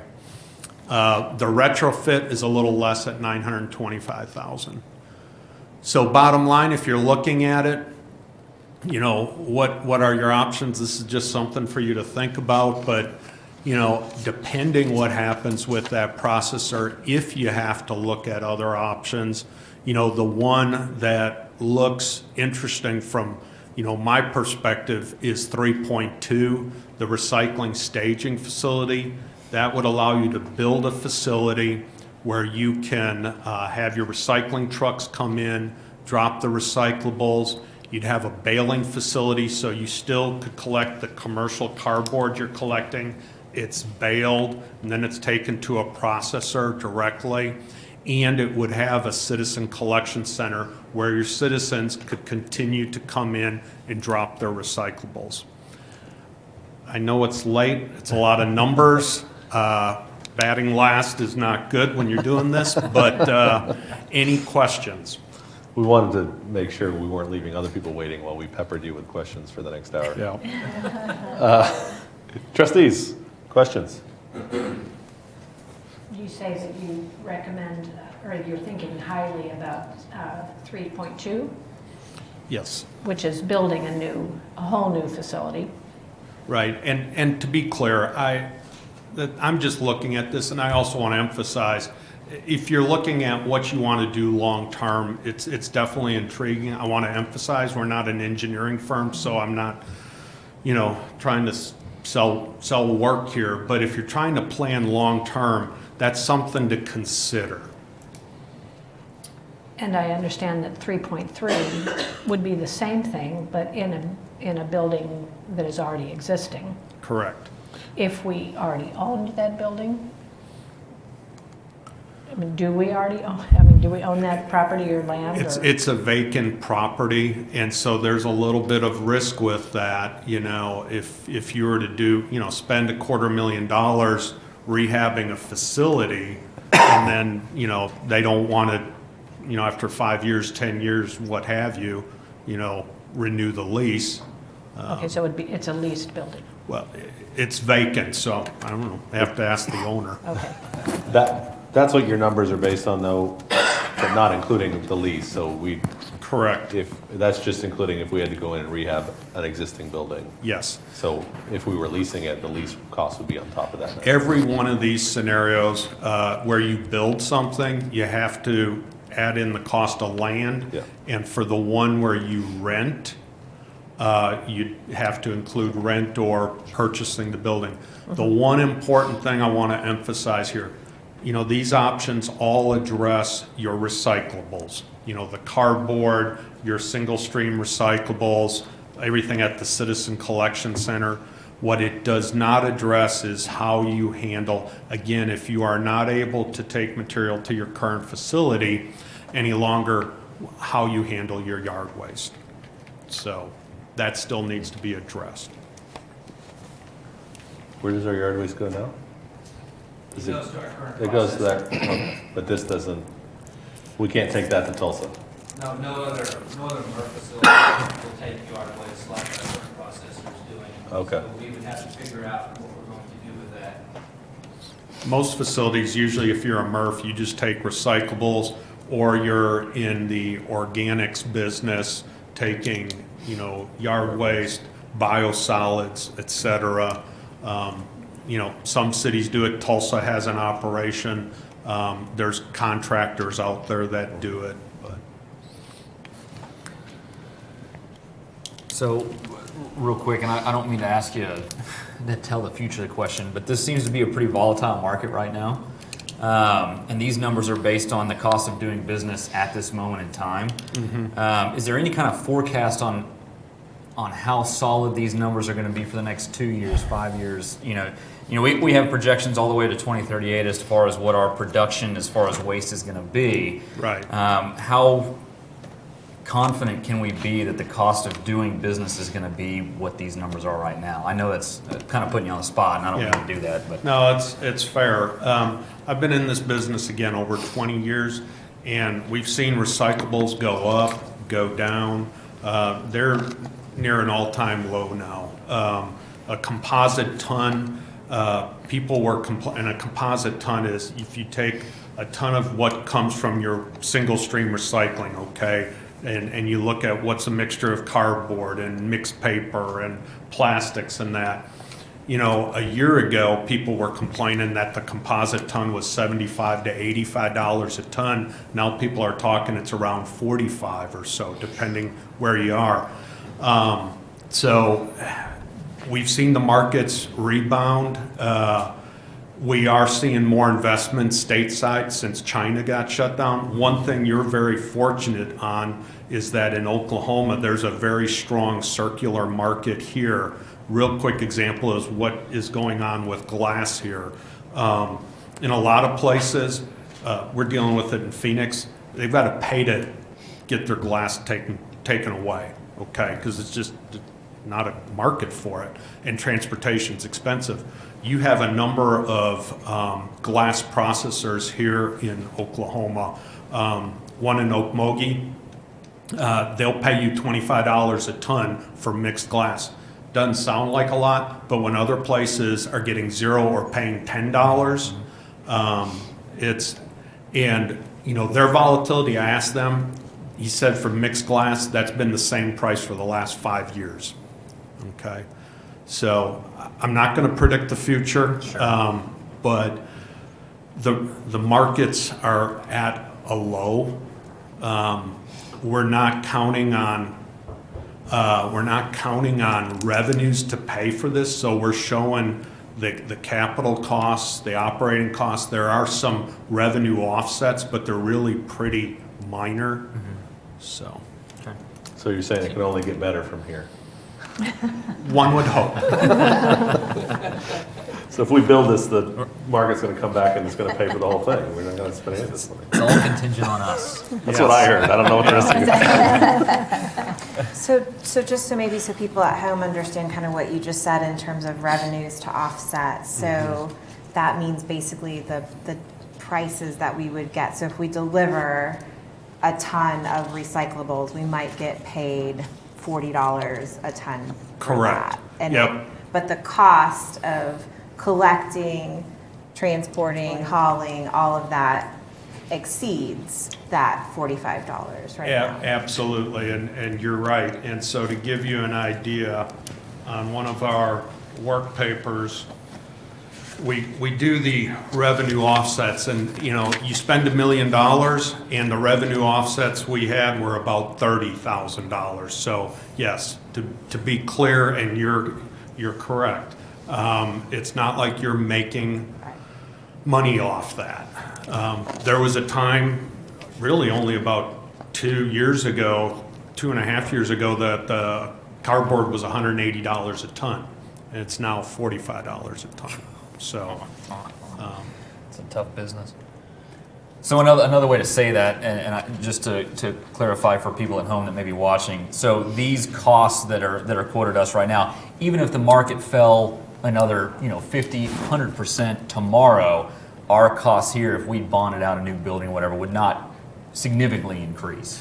Your debt costs will not change, your labor, any of those. The only things that'll change are your recycling revenue would go down, and your processing fee that you pay. For instance, and this is worth talking about. TRT right now, and I spoke with them most recently, they're looking at about they said if you were doing this, it'd be around $65 a ton they would charge. And that's pretty good compared to some others that are, at $100 a ton. So they could go up, say, $10 a ton, let's say, if because they're counting on revenue and the processing fee. But you're pretty much, you're right, you're pretty much at the bottom where you can't go any further. I shouldn't say that. Well, it could cost more to get rid of it. So that's maybe something that, I know we're looking just at recycling, but and this may be off the cuff too, but what would the cost be if we were just disposing of this as opposed to recycling? We have not looked at that. Yeah. Well, your landfill's $32 a ton, okay? And it's funny you just asked that, because the city of Phoenix asked me that at about 1:30 today. And to be clear, they're not wanting to do it, but they have someone, they want to be able to say, if you close down the program, and it's a valid question, so it's part of that cost analysis. What does everything cost? And at least know what it would cost. It's not like that $700,000, that baseline stat, that $700,000 cost, your status quo, that won't all go away, because now some of it would go away on the processing fee, but now you're going to pay a landfill tipping fee, which is less. But you still you're probably going to have to add a route or two, because those recycling trucks are picking up recyclables, keeping it out of the garbage stream. Now, if that garbage truck, just hypothetically, you didn't have a recycling program, that garbage truck goes down the street and picks up 20 cans.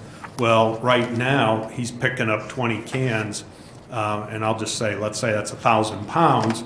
Now it may be, if recycling's gone, it's 1,200 pounds, so he can't pick up as much garbage anymore, so you're gonna have to add a garbage route or what have you, or move people over from recycling. So there'd probably be a cost savings, yes, but that 700,000 wouldn't go to zero. So. I live with a recycling constable in my house. My son is very diligent on our recycling. I definitely wouldn't advocate for that. I think it's part of our conversation so that people understand all the things that we're looking at. Right. I just have one other question. Yeah. So we know that we have some instability in our current situation. Did you look at all at the timing of implementation for the alternatives that how quickly, if things change tomorrow, how long would it take for us to do some of these different? So if the city was going to do something, and I actually was talking with the engineer this afternoon, so, a rough range would be about, he had said, about 6 months for design, 3 months for procurement, and then probably another 9 months to a year to build. So, it's kind of like 18 months to 24 months. But we could very quickly get bids from the MRFs and do the direct haul. Yeah. That would be, That would be immediate. yeah. Right, that would be something that if we had no other option. That would be the That's the stopgap Band-Aid. measure until we got something. Sure. I just think it's helpful for us as we think about the timing of decision-making and just to kind of understand how No, long it might take. it's a very good point, because you have people doing this, and you need to make sure you have a way that, you know, they don't necessarily know unless they're here, which they're not, or they're watching on TV, but they expect their recycling to be picked up, and they don't know what issues are there. So you're right, you got to have a game plan. Probably a question for you, Chris, but jumping from $700,000 in costs on a recycling program to $1 million, $1.1 million, what does that look like in a rate perspective? Well, I don't 100% sure know, but we're going to find that out when we're doing the cost service study. But it's definitely going to raise the rates. Yeah. I mean, I just don't know how much. Is it, if it's a 30% increase in the cost, are we looking at a 30% rate increase, or you think, are they analogous, or? I don't think it'd be that high. I could throw out a number, and I don't have my calculator, so that's a disclaimer on this also. But if you're using about 15,000 households, more or less, more or less. So $1. If you raised it $1, that's going to be $15,000 more a month times 12 months. It's $180,000 a year. So if you're going up $250,000 real loose, that's like $1.50. It's quick math. Yeah. That's why he does what he does. I will say, you know, Kazi said in the scenario, if we do get to the point that we have to make that decision to direct haul right now, we would have to get a couple more trucks, so we'd have to figure that out, how to lease those, buy them, or however we'd have to do that. Do we have a scenario, I mean, is there a decision point coming up on this? Is this something that we're just You gonna know, have a hip pocket? I don't know, and I've asked 100 questions. I've spoke with, you know, DEQ a million times, and I don't know. Some of the items are being taken care of at the processor, and some of them aren't. The ones that aren't are ours. So I don't know where it's going to go, Okay. to be honest with you. How much lead time do you think we'll have? I honestly don't think it'll be a whole lot. I think what will happen is we'll just pull up there one day and the gate will be closed. That's what I expect will happen. So the agency won't give us any, I guess it's not maybe appropriate for them to. Yeah, you know, they have given some information, not very much, because they're just not really allowed to speak about it. Sure. You know, I have had to make all open records requests to get what we have. So no, they don't directly answer any of my questions. Sure, but So I don't know, and I don't know if they give us notice, and I'm not 100% sure if we're liable for any of the material that's out there, because I've been told we may be. Well, once again, we can get those quotes, since there's 3 MRFs, or are there 4? 3. We can get those quotes very quickly.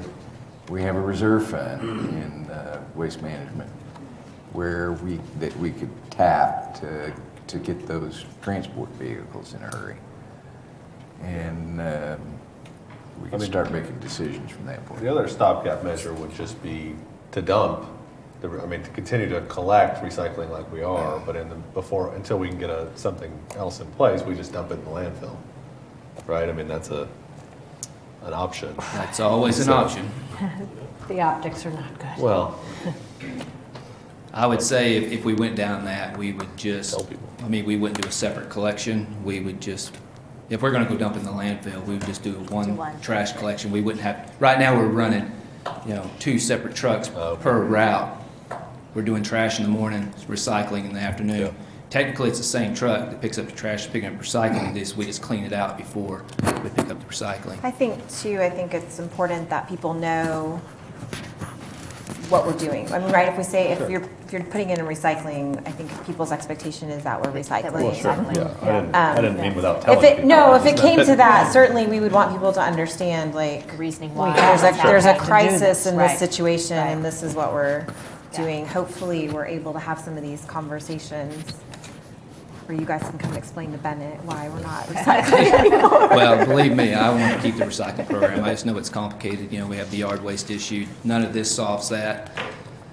And the collection center, you know, very popular facility. I mean, it would go away. I really don't know if you keep it open just to collect motor oil and electronics, which electronics pretty much cost us anyway. So I don't know if we want to keep it open just for that.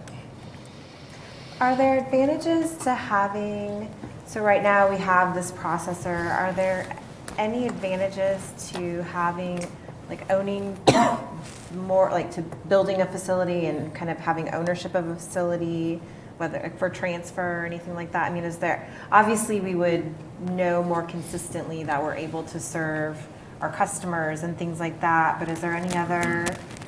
Well, another benefit, just kind of looking at, you know, in the future, you know, if we did build a facility like that, we could potentially tap in to the other communities around us. You know, we kind of like the hub and spoke, and we could actually get material brought to us, you know, cardboard, for example, that has some value and hopefully goes back up, and we could potentially, you know, help cover some costs with working with other communities around us.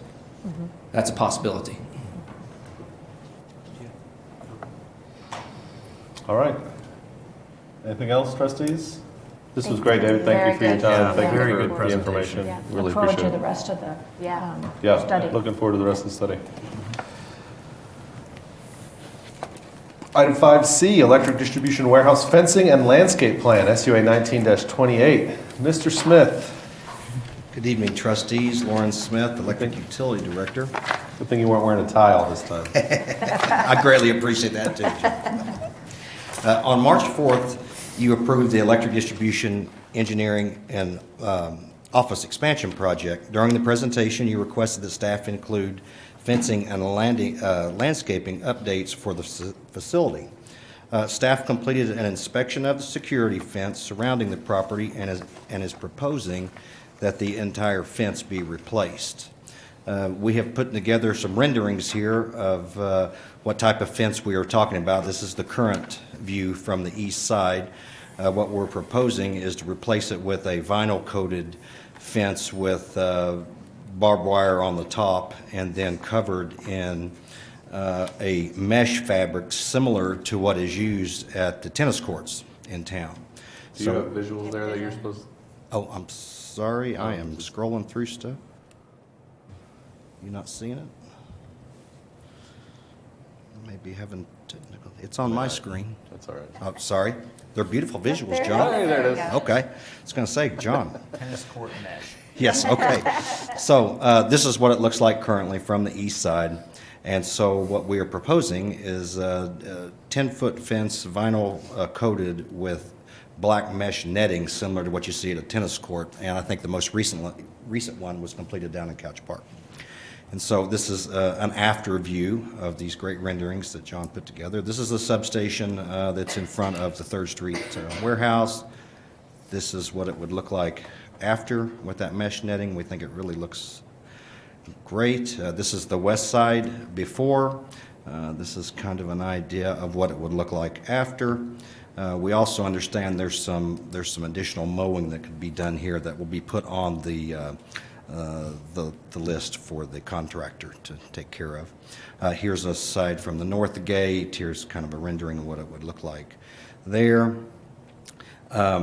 Also, we looked at landscaping and we came up with some renderings that we got here from a contractor to spruce up the front of the facility. And so It is estimated that the fencing and the landscaping could cost approximately $160,000. Funding for this project is available in the Electric Rate Stabilization Fund. We do feel like that once we get bids, that these numbers will come down quite a bit. We just contacted one vendor just to get an idea of what might happen. But once this goes to bid, we're pretty confident those numbers will come down quite a bit. So I have a recommendation, but I'll answer any questions. And the experts here and in the very back, they did a fantastic job of really taking care of us on this. Lauren, how long does that mesh fencing last? I mean, when you think, I mean, how many years, how many? That is a great question for the expert, right? What do you think, Jim, you know? 10 years. Okay. So it doesn't fade, it doesn't, I mean, how does it? Depends on the quality you purchase. Okay. And we'll have to be careful when we spec it out. Okay. But there are different levels of that mesh, just like everything else. Sure. If you buy it a little more expensive, it's got the better UV protection to where it won't fade. You can, some of the same stuff is used on OSU's properties, and they have that black mesh around their athletic facilities or their electrical facilities, and it's been up for a long time already. Thanks. Very good. Lauren, I was so excited to see you on the agenda. That's why I actually asked to have SUA last, so we could end on this great note. Yes, excellent. Thank you very much. Is that a motion? Yes. I'll read the recommendation. Would you like to? It is recommended that the trustees direct staff to proceed with the electric distribution warehouse fencing and landscaping concept as presented. Staff will complete plans and specifications and seek competitive bids for the project. So move. Second. We have a motion and a second to accept staff recommendation on this item. Please vote. With a vote of 5-0, that item is approved. Thank you, Lauren. Thank you. That takes us down to reports from officers and boards. Mr. Dorman. Last an executive session pursuant to 25 OS subsection 307C11 for the purpose of conferring on matters pertaining to economic development, including the transfer of property, financing, or the creation of proposal to entice a business to locate within the city of Stillwater, because public disclosure of the matter to be discussed would interfere with the development of the products and services and would violate the confidentiality of the business. Thank you, Mr. Dorman. Anybody else? Just quickly, Mayor, again, tonight we had some audio problems. Hopefully they're being resolved and we have some new mics being ordered. So if you had trouble hearing us out there in TV land, please hang with us. We'll work on it. Thank you. Is there a motion to enter executive session? Motion to enter executive session. Second. We have a motion and a second to enter executive session as the SUA. Please vote. With a vote of 5-0, we'll now enter executive session. Thank you, everyone, for sticking around.